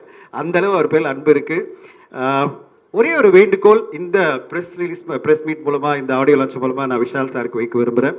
ஒரு நண்பராக, அவருடைய பேரண்ட்ஸ் இங்கே இருக்காங்க, ஒரு எல்டர் பிரதராக அவருக்கு நான் சொல்ல விரும்புகிறேன். விஷால் சார் ஒரு 100 கோடியை உங்களுடைய படம் மார்க் ஆண்டனி அச்சீவ் பண்ணியிருக்கு. அடுத்து நீங்கள் போக வேண்டிய உயரம் வந்து 300 கோடி, 500 கோடி, 1000 கோடி. ஏன்னா இந்தியன் சினிமாவுடைய மிகப்பெரிய ஒரு ஆக்ஷன் ஸ்டார் நீங்கள். உங்களுக்கான அந்த பாடி லாங்குவேஜும் பாடியும் அந்த ஒரு இதுவும் எல்லாமே இருக்குது. உங்களுடைய எய்ம் அதுதான் இருக்கணுமே தவிர அரசியல் இருக்கக்கூடாது. என்னுடைய தாழ்மையான வேண்டுகோள், அரசியல் உங்களுக்கு வேண்டாம். 1000 கோடியை நோக்கி போங்க. 1000 கோடி பாக்ஸ் ஆஃபீஸை இந்தியன் சினிமாவில் கொண்டு வர மிகப்பெரிய படங்களை நான் பண்ண போகிறேன்னு சொல்லுங்கள். நாங்களாம் உங்களை பார்த்து பெருமைப்படுவோம், சந்தோஷப்படுவோம். அரசியல் இங்கே தான் இருக்கும். நீங்கள் சின்ன வயசு தான், 60 வயசில் கூட அரசியல் போகலாம். மிகப்பெரிய மாற்றங்களை நீங்கள் கொண்டு வரலாம். நீங்கள் நினைக்கிற மாற்றங்களை கொண்டு வரலாம். அந்த மாற்றங்களை அப்புறம் பண்ணலாம். இன்னும் மேபி 2031 பண்ணலாம், இப்போ வேண்டாம். ஒருவேளை ஒரே நாடு ஒரே எலெக்ஷன் வந்ததுன்னா மேபி 2034 வரலாம். அதுவரையும் நீங்கள் வந்து மிகப்பெரிய உயரங்கள் உங்களுக்கு காத்திருக்கு. ஏன்னா நிறைய வெற்றிடங்கள்லாம் வரப்போகுது. அதனால் அந்த வெற்றிடத்தை ஃபில்லப் பண்ணுறதுக்கான எல்லா தகுதியும் இருக்கிற ஒரு ஹீரோவாக நீங்கள் இருக்கீங்க. அப்படிப்பட்ட ஒரு ஹீரோ அரசியலில் வரப்போகிற 2024 வரேன்லாம் நீங்கள் சொல்லாதீங்க சார். உங்கள் மூலமாக சொல்லிக்கிறேன், உங்களை ரொம்ப பிடிக்கும். அவருடைய அப்பாவை ரொம்ப பிடிக்கும். ஒரு என்ன சொல்கிறது, அவ்வளோ எனர்ஜி. 80 வயசு மேலே. உங்கள் இதோட உத்தரவோட உங்களுடைய அனுமதியோடு சொல்கிறேன், அரசியல் வேண்டாம். சினிமாவில் மிகப்பெரிய படங்களை நீங்கள் பண்ணணும். ரத்னம் படம் அதுக்கு வழிகாட்டணும். ரத்னம் படம் மார்க் ஆண்டனி 100 கோடி பண்ணிச்சுன்னா இந்த படம் 150-200 கோடி பண்ணணும். அதுக்கான எல்லா சாத்தியக்கூறுகளும் இந்த படத்தில் இருக்குது. அடுத்ததாக 300 கோடி பண்ணணும், 500 கோடின்னு டார்கெட் பண்ணுங்கள். அதுதான் உங்கள் எய்மாக இருக்கணும். அதுக்கு எல்லா படங்களும் உங்களுக்கு வரணும், வெற்றிகளும் வரணும். டிஎஸ்பி சாருக்கு என்னுடைய வாழ்த்துக்கள். இந்த வருஷம் அந்த நேஷனல் அவார்டு மட்டும் இல்லை, அவருடைய உழைப்பில் மிகப்பெரிய படங்கள்லாம் வரப்போகுது. புஷ்பா 2, அதுக்கு பிறகு கங்குவா அப்படின்னு வரிசையாக மிகப்பெரிய படங்கள் வெற்றிகள் எங்களுக்கு கொடுத்துட்டே இருக்கணும். இந்த குழுவுக்கு என்னுடைய வாழ்த்துக்கள். இதில் மிகப்பெரிய நடிகர்கள்லாம் நடிச்சிருக்காங்க. நண்பர் சமுதர் கணி சார், யோகி பாபு, பிரியா பவானி சங்கர்னு எல்லோருக்கும் வாழ்த்துக்கள். ஒரு பெரிய வெற்றி தமிழ் சினிமாவுக்கு வரணும். கடந்த 5 மாதங்களாக தமிழ் சினிமாவில் படங்களே வெற்றி அடையலை அப்படின்னு சொல்லிட்டு எல்லோருமே திரையரங்கு உரிமையாளர்களாக ரொம்ப கவலையில் இருக்காங்க. அந்த கவலைகளை போக்கி ரத்தனம் படம் மாபெரும் கலெக்ஷனை இந்த ஏப்ரல் 26 கொண்டு வந்து தமிழ் சினிமா இருக்குடா பெரிய வெற்றிகளை நாங்கள் கொடுப்போம், பாக்ஸ் ஆஃபீஸ் ஹவுஸில் கொடுப்போன்னு உங்கள் படம் கொடுக்கணும்னு நான் வாழ்த்துறேன், மனமார வாழ்த்துறேன். நன்றி, வணக்கம். I have very few words to speak. Sir, thank you. Thank you always for believing me, not from today but 2009. Career start பண்ணும்போது I've been with sir, and whenever I change, I come to sir and I always feel he's so updated. He will never have any, minus. He'll always plus about the person. He'll talk so positively.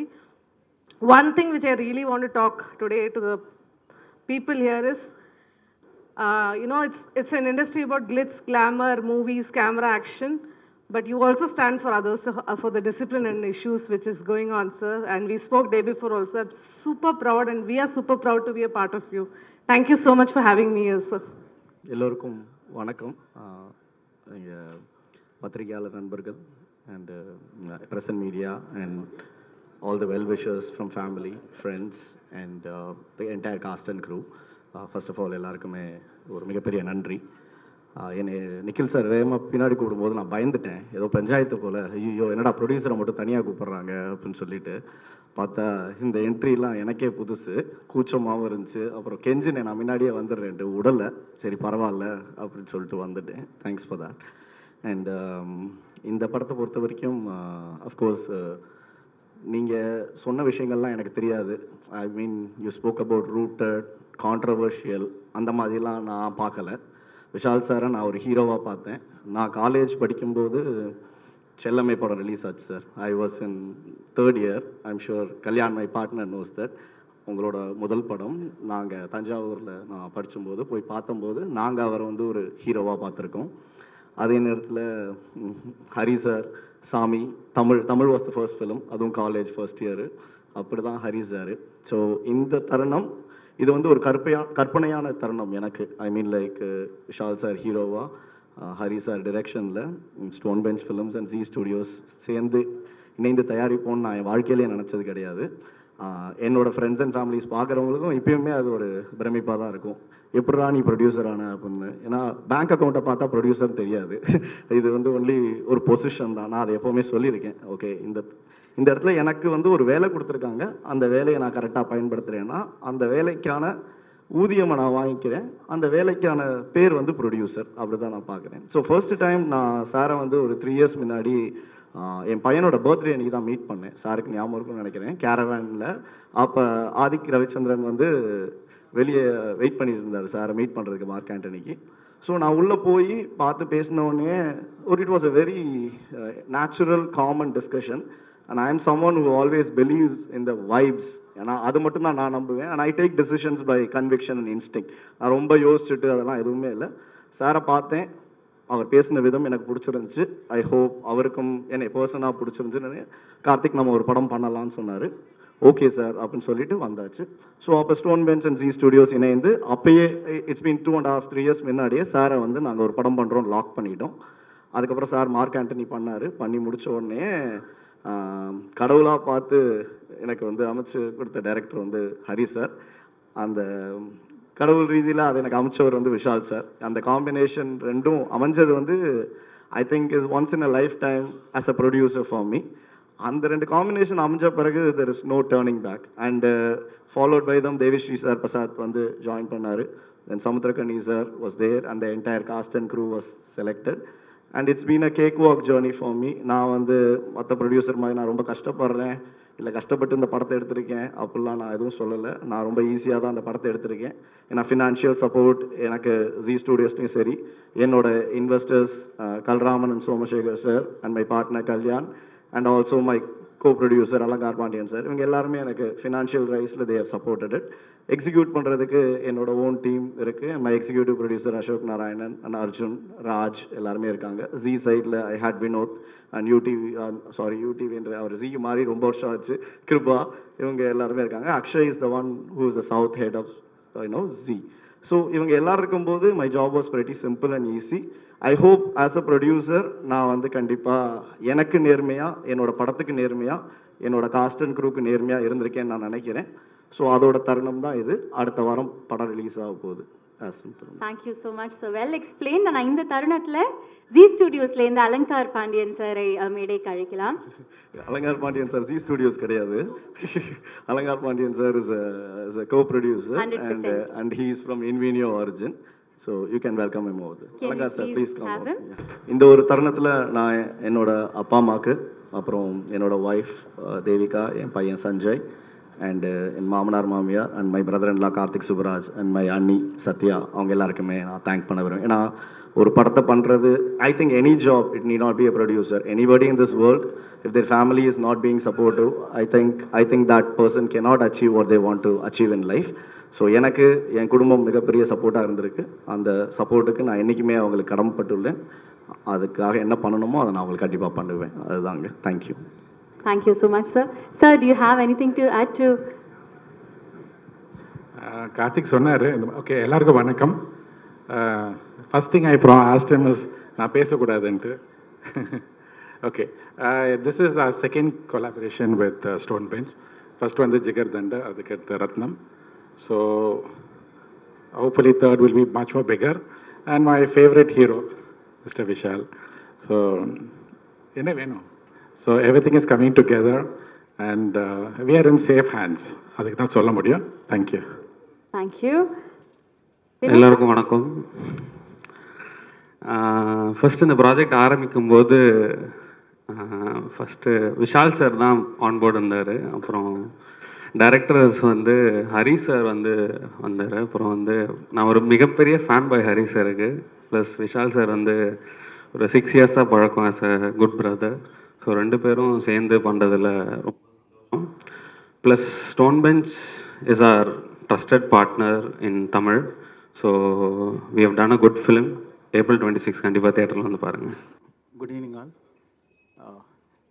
I'm very happy for part of this movie. I'm going to release in Telugu, and we plan to equal to Tamil Telugu also. We more than 500 theaters we are planning in big release, and so this movie last 2 months I changing and I take this movie. I know this movie is going to big hit, and it's very happy.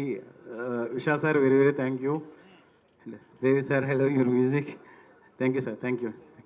அனைத்து present மீடியாவுக்கும் ரொம்ப ரொம்ப நன்றி. Actually இந்த தருணத்தில் நீங்கள் இங்கே இருந்து எங்கள் படத்துக்கு சப்போர்ட் பண்ணுறது ரொம்ப சந்தோஷமாகவும் இருக்குது. இவ்வளோ நேரம் பேஷண்ட்டாக வெயிட் பண்ணி நீங்கள் இருக்கிறது வந்து it is adds more value and support to it. ஒரு நல்ல ஒரு திரைப்படம் பண்ணியிருக்கோம். இங்கே இருக்கிற எல்லாரோட கடின உழைப்பில் ஒரு நல்ல படம் பண்ணியிருக்கோம். April 26 ரிலீஸ் ஆகுது. கண்டிப்பாக எல்லோரும் இந்த படத்தை பார்த்துட்டு ஒரு ஆனஸ்ட் ஒப்பீனியன் கொடுத்து சப்போர்ட் பண்ணுங்கன்னு கேட்டுக்கொள்கிறேன். Thank you so much. நன்றி. கொஸ்டின்ஸ் இருக்கும். வார்த்தைகள்லாம் வந்து திருநெல்வேலி இந்த சரௌண்டிங்கில் இருக்கிறது வாழை தூக்கலை அப்படின்னு இருக்கும். பட் ஆனால் இந்த ரத்தனத்தில் வந்து ஓவர் பேட்ஸ்லாம் நிறைய வந்துட்டு இருக்கு. இது இப்போ இருக்கக்கூடிய ஜென்ரேஷனுக்கு நம்ம எடுத்துட்டு போய் புகுத்துற மாதிரிலாம் இல்லை. அதை கொஞ்சம் கம்மி பண்ணிருக்கலாமோ? ஏன்னா இருக்கிறதுல உச்ச வார்த்தைகள் போட்டிருக்க மாதிரி இருக்கு. இதெல்லாம் கோவத்தில் கொந்தளிக்கும் போது பேசுகிற வார்த்தைகள் தானே.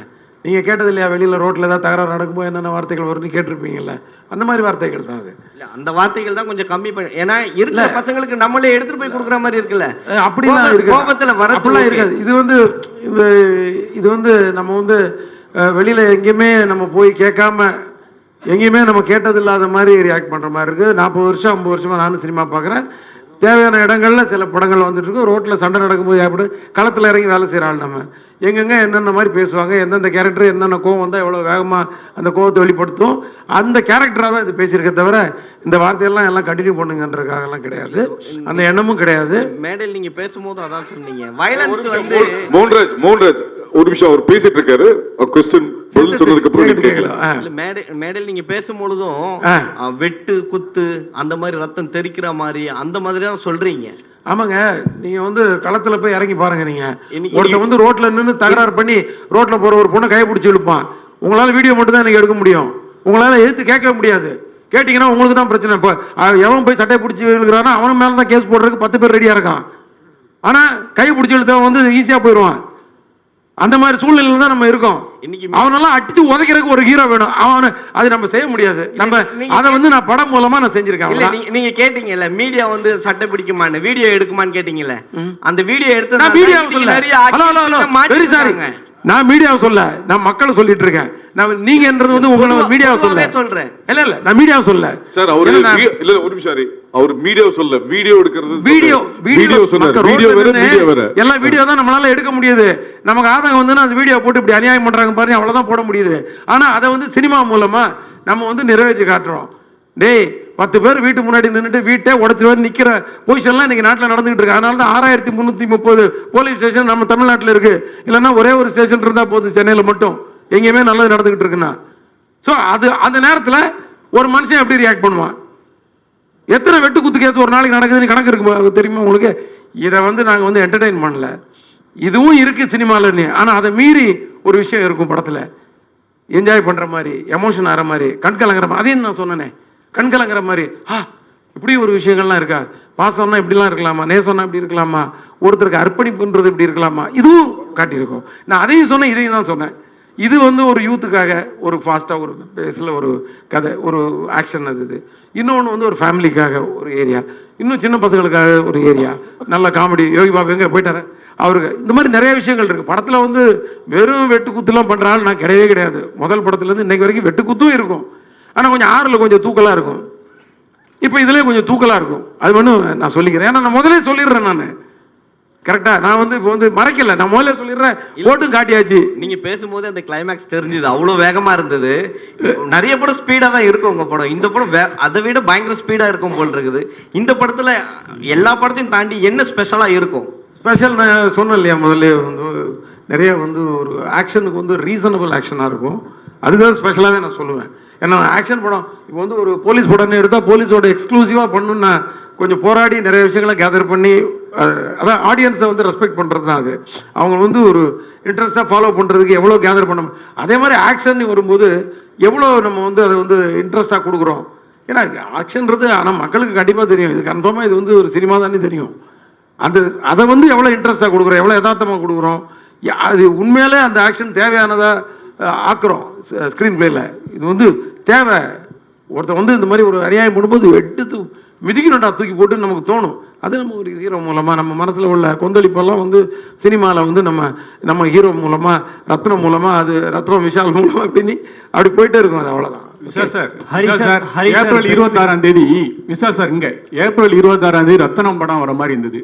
அது கூட வந்து அரண்மனை 4 வர மாதிரி இருந்தது. நீங்கள் சில கேள்விகள் கேட்டீங்க, சில கோவப்பட்டீங்க. இப்போ அரண்மனை 4 May 3 போயிருக்கு. அந்த அரண்மனை டைரக்டர் வந்து உங்க ரொம்ப நெருங்கி நண்பர் சுந்தர் சீசா தான். அவருக்கு என்ன அண்ணன் நண்பர் இல்லை அண்ணன். அப்போ அவருக்கு ஒரு வருத்தம் இருக்காது, அவருக்கு என்ன சொல்ல வரீங்க?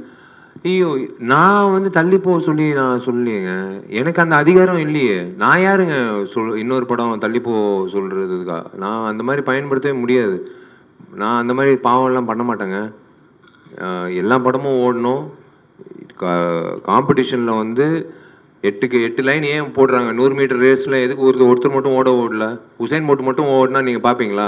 8 பேர் ஓடுறதுல உசைன் போல்ட் ஜெயிக்கிறது தான் நம்ம சுவாரஸ்யமாக பார்க்குறோம். அந்த 100 மீட்டரில் அந்த 10 செகண்ட் வந்து எப்படி பார்க்குறோம்? அது மாதிரி தான் சினிமா துறையில் வந்து காம்படிஷன்ன்றது தவிர்க்க முடியாத விஷயம்.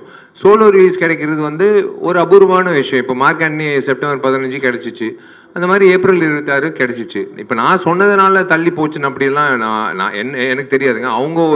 அவங்க கிட்ட தான் நீங்கள் கேள்வி கேட்கணும். நான் என்னால் வந்து நான் யாரும் தள்ளி போங்க, தயவு செஞ்சு எல்லாரும் விலகுங்க, நான் மட்டும் ஜெயிக்கணும் அப்படியெல்லாம் என்றைக்குமே நான் யோசிச்சதே கிடையாதுங்க. நான் சத்தியமாக அந்த மாதிரி யோசிச்சதே கிடையாது. எல்லாரும் ஜெயிக்கணும், எல்லாரும் சந்தோஷமாக இருக்கணும், எல்லா தயாரிப்பாளர்களும் சம்பாதிக்கணும், எல்லா இயக்குனர்களும் ஜெயிக்கணும், எல்லா புதுமுக நடிகர்கள்லேருந்து பெரிய நடிகர்கள் வரைக்கும் எல்லாரும் நான் ஜெயிக்கணும். Hari sir, Vishal sir, Hari sir, நீங்கள் வந்து கமர்ஷியல் படங்கள் 22 வருஷமாக வந்து பண்ணிட்டு இருக்கீங்க. கமர்ஷியல் ஃபிலிம் மேக்கிங்கோட அப்ரோச் இப்போ உங்களுக்கு உங்களுக்கு எப்படி வந்து சேஞ்ச் ஆயிருக்கு? 2005 அது எப்படி இருந்துச்சு, 15 எப்படி இருந்துச்சு, இப்போ எப்படி இருக்கு? See, the same underline ஒரு விஷயம் இருக்கு, எமோஷன்ஸ். இப்போ நம்ம குடும்பத்தில் நடக்கிற விஷயங்கள் இருக்குல்ல, அது வந்து என்றைக்குமே வந்து நம்ம குடும்பத்தில் ஒன்று, இவர் குடும்பத்தில் ஒன்று, அவர் குடும்பத்தில் ஒன்று, அப்படியெல்லாம் இல்லை. இப்போ இங்கே இருக்கிற அத்தனை பேரோட குடும்பங்களில் ஒரே விதமான ஒரு எமோஷன் ஓடும்.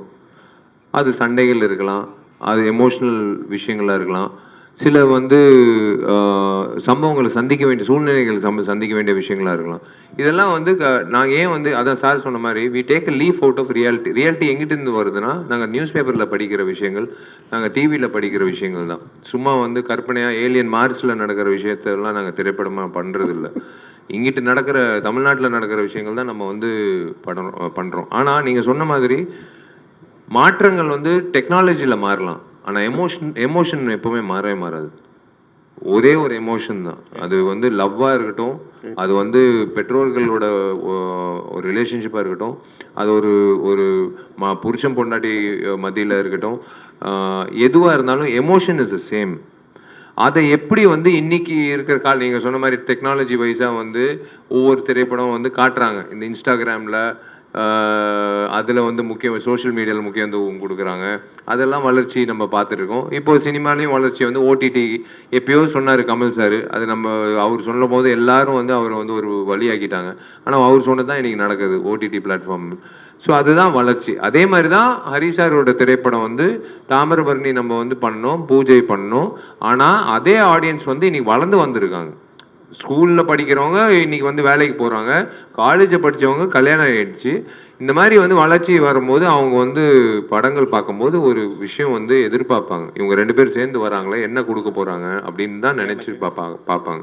ஸோ அந்த விஷயத்தில் வந்து அண்டர் கரண்ட்டில் இருக்கிற பேஸ் எமோஷனில் வந்து we have upgraded, he has upgraded how to show that emotion and at the same time how to make it presentable.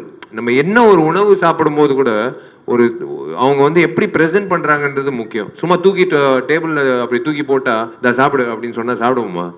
அவங்க வந்து எப்படி ப்ரெசென்ட் பண்ணுறாங்க ஒவ்வொரு ரெஸ்டாரண்ட்டில் அப்படின்றது வச்சு தான் நம்ம வந்து சாப்பிட்றோம். உணவு அதே மாதிரி தான் நாங்கள் கொடுக்குற உணவு, என்டர்டெயின்மெண்ட் உணவு, அது வந்து அப்கிரேட் பண்ணி சார் பண்ணியிருக்காரு.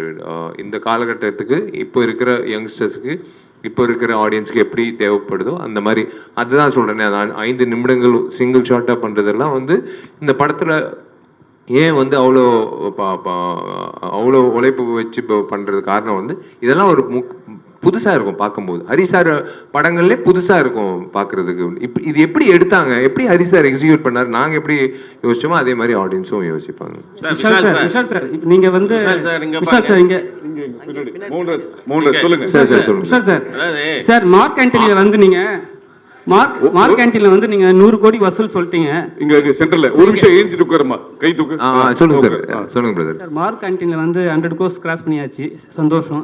ரத்தனமும் அதே மாதிரி கிராஸ் பண்ணிட்டோம், வாழ்த்துக்கள் சார். இப்போ என்னன்னா ஹரிசார் படம்னாவே வந்து ஒரு ஜானர் இருக்கும், ஃபுல்லாக ஃபைட் சீன் எல்லாமே.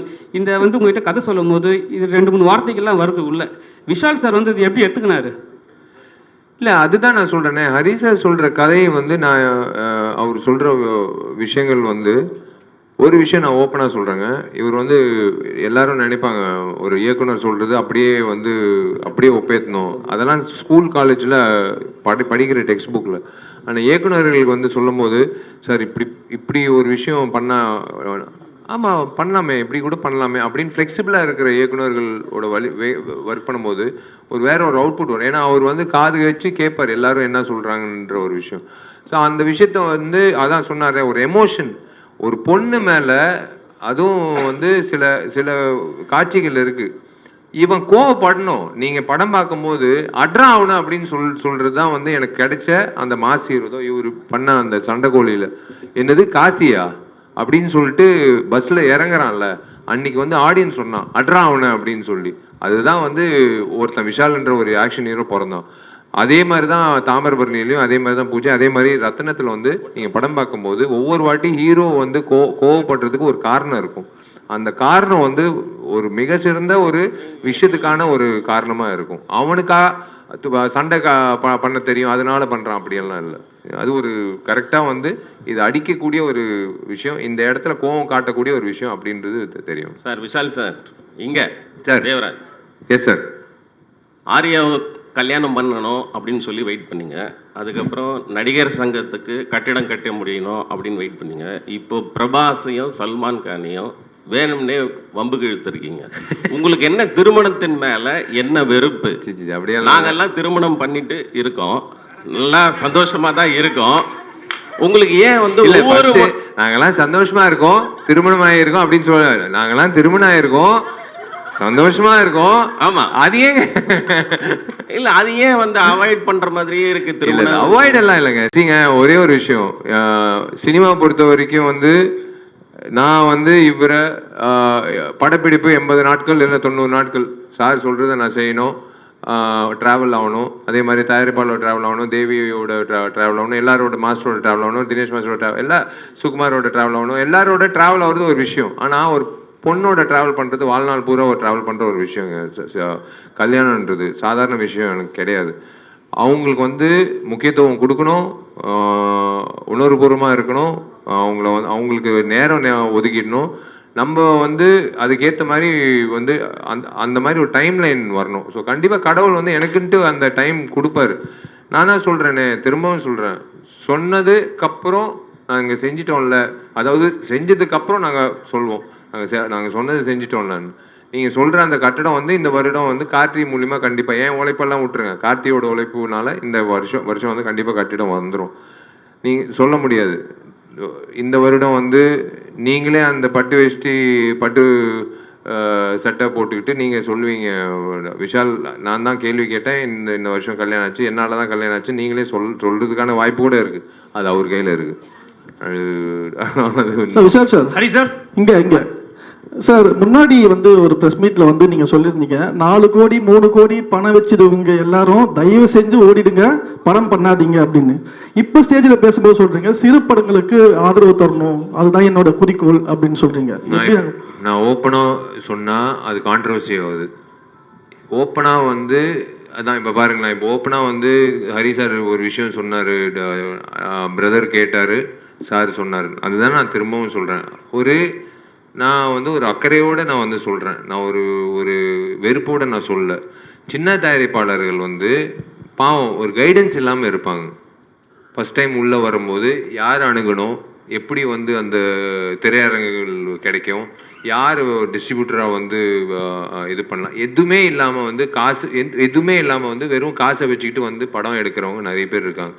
அவங்களுக்கெல்லாம் சொல்கிற ஒரே விஷயம், தயவு செஞ்சு கொஞ்சம் கிளாரிட்டியோடு இருங்க. நீங்கள் போடுற முதலீடு எப்படி உள்ளே வரப்போகுதுன்றது முன்கூட்டியாக நீங்கள் யோசிச்சுக்கோங்க. ஓடிடி வாங்க போகிறாங்களா, சேட்டலைட் வாங்க போகிறாங்களா, மார்க்கெட் இருக்கா, இது வந்து திரையரங்கம் வந்து இப்போது ரிலீஸ் அப்படின்னு நீங்கள் பார்த்தீங்கன்னா, இப்போது வந்து ஃபஸ்ட்டு 3 நாள் தான் கலெக்ஷன் தான். 4வது நாள் ஃபஸ்ட்டு வாரம் வந்து 80% கலெக்ஷன் ஃபஸ்ட்டு வாரம், 2வது வாரம் வந்து மீதி 20%, 3வது வாரம் வந்து பெருமைக்காக ஓட்டுறது. சத்தியமாக நான் சொல்கிறேன், இது பெரிய படத்துக்கும் சரி. 3வது வாரம் 4வது வாரம் வந்து ரிப்பீட் ஆடியன்ஸ்லாம் சில படங்களுக்கு 1 in a million அப்படின்னு சொல்லுவாங்களா, அந்த மாதிரி அபூர்வமான விஷயங்கள். இப்போ சின்ன திரைப்படங்களுக்கு நான் சொல்கிற ஒரே விஷயம், திரும்பவும் நான் அன்றைக்கி நான் சொன்னேன், நீங்கள் என்ன கேட்குறீங்க, தோனியை போய் கேளுங்களேன். நம்ம விசில் அடிக்கிறோன்னா அவர் 6 அடிக்கும்போது அவரும் ஒரு படம் எடுத்தார், அவர்கிட்ட மைக் நீட்டி கேளுங்களேன், அவர் முதலீடு அவர் போட்டார் காசு, என்ன எவ்வளோ வந்தது திரும்ப வந்ததுன்னு நீங்கள் கேளுங்க, உங்களுக்கு அந்த பதில் வரும். ஏன் என்ன கேட்குறீங்க, நான் சொல்கிறது வந்து எனக்கு இருக்கிற எக்ஸ்பீரியன்ஸில் நானும் சின்ன படம் எடுத்திருக்கேன். ஜீவான்ற திரைப்படம் நானும் வந்து ரிலீஸ் பண்ணியிருக்கேன். கரெக்டாக ஜெயலலிதா அம்மா வந்து அரெஸ்ட் ஆனாங்க, எல்லாம் திரையரங்கத்தை மூடுங்கன்னு சொன்னாங்க, போச்சு எனக்கு காசு, அப்படியே போச்சு எனக்கு 4 கோடி போச்சு, 4 கோடி 5 கோடி போச்சு. எல்லாமே இருக்கும் சினிமாவில் வந்து அன்சர்டனிட்டி ஜாஸ்தி. ஸோ அந்த வகையில் வந்து சின்ன திரைப்படங்கள் வந்து கொஞ்சம் யோசிச்சுடுவாங்க மார்க்கெட் என்ன நிலவரம்ன்றது. இந்த வருஷம் வந்து it's going to be the biggest, நான் எப்போ ஓப்பனாக சொல்கிறேன், இது நீங்கள் எப்படி வேணாலும் எடுத்துக்கலாம். இந்த வருஷம் வந்து it's going to be the biggest acid test for Indian film industry, not south இந்தியில் சின்ன படங்களில் பெரிய படங்களில். இந்தியன் ஃபிலிம் இண்டஸ்ட்ரிக்கு தேவையான ஒரு விஷயம் பொறுமை.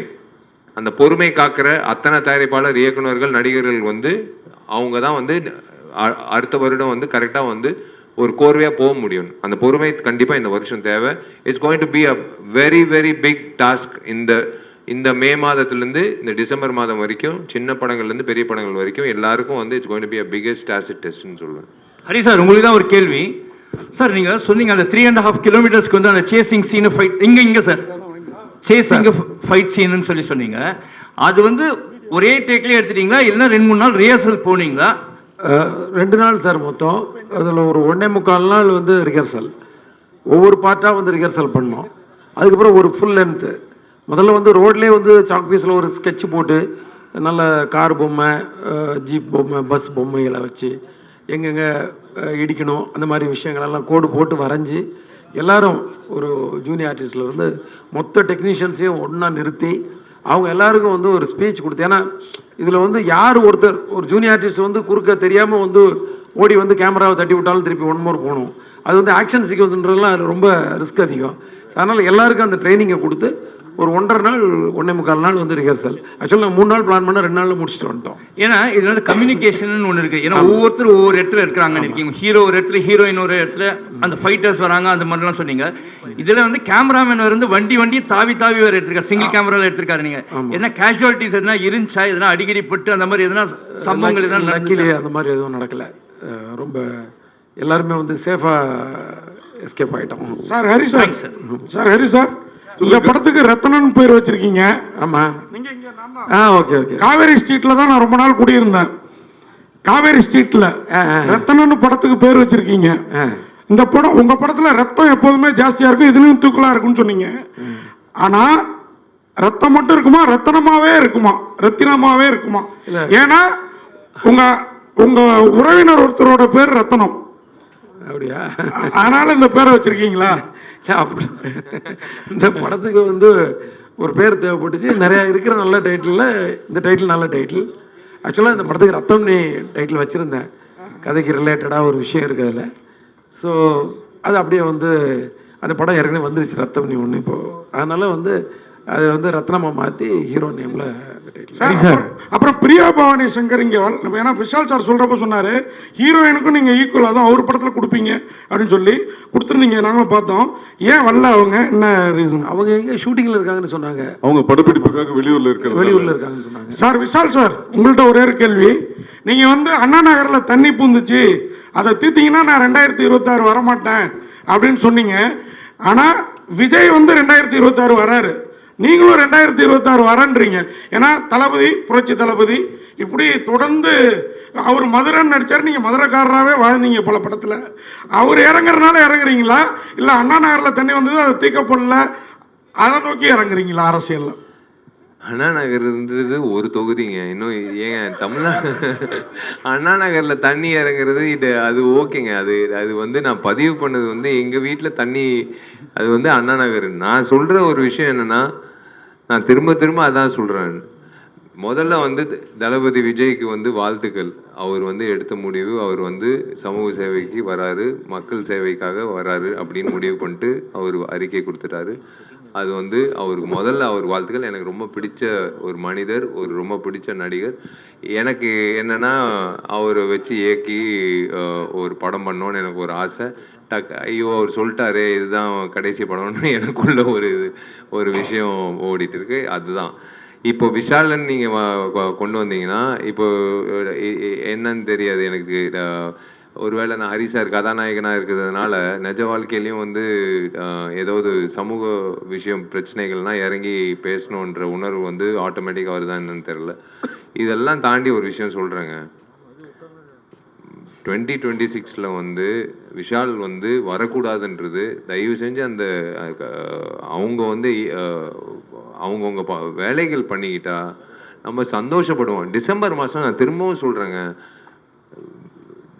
மழை வருதோ இல்லையோ தயவு செஞ்சு அந்த வெள்ளம் வந்து வராமல் பார்த்துக்கோங்க. திரும்ப வந்து மறுபடியும் இன்சூரன்ஸுக்கு ஓடிக்கிட்டு ஆடி கார்லேருந்து சின்ன கார் வரைக்கும் மிதக்கிட்டு வேளச்சேரியில் ஏரி பக்கத்தில் மறுபடியும் வந்ததுன்னு வச்சுக்கோங்களேன், எப்படி இருக்கும் யோசிச்சு பாருங்களேன்.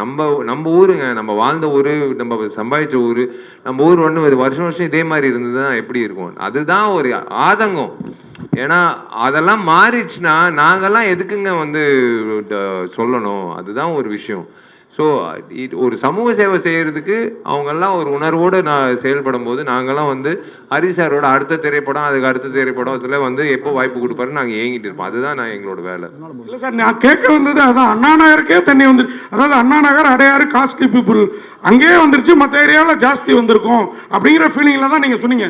நீங்கள் சொல்கிற விஷயம் எல்லாமே முன்னாடி கூட நீங்கள் அந்த ப்ரெஸ் மீட்டில் சொன்னது 200 படம் நிற்கிது, இப்போதைக்கு சின்ன படங்கள் வேண்டாம், அதெல்லாம் ரிலீஸ் ஆகட்டும், அப்புறம் உங்க காசை போடுங்கிற மாதிரி தான் சொன்னீங்க அந்த பிரஸ் மீட்ல. கண்டிப்பா. ஆனா புரிஞ்சுக்கப்படுறது தப்பா இருக்குது. அதனாலதான் நான் இந்த கேள்வி. இல்ல அப்படி இல்லைங்க. சின்ன படங்கள் வந்து ஒரு திசை இல்லாம போயிட்டு இருக்குல்ல.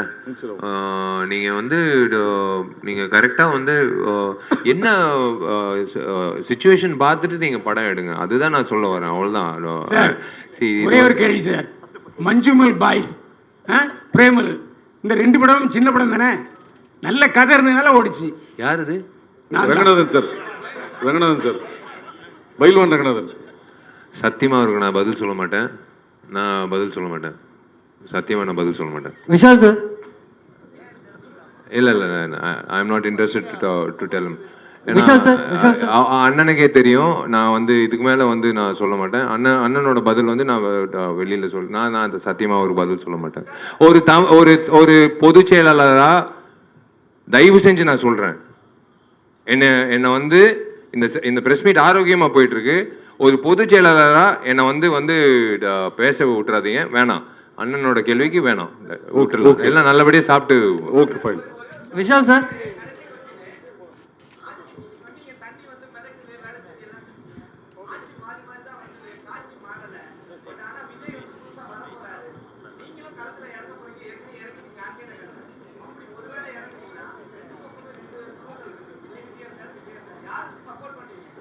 ஏங்க ஒருத்தருக்கு நல்லது பண்றதுக்கு ஏங்க சப்போர்ட் வேணும்? நீங்க பண்ணிட்டு போயிட்டே இருங்க.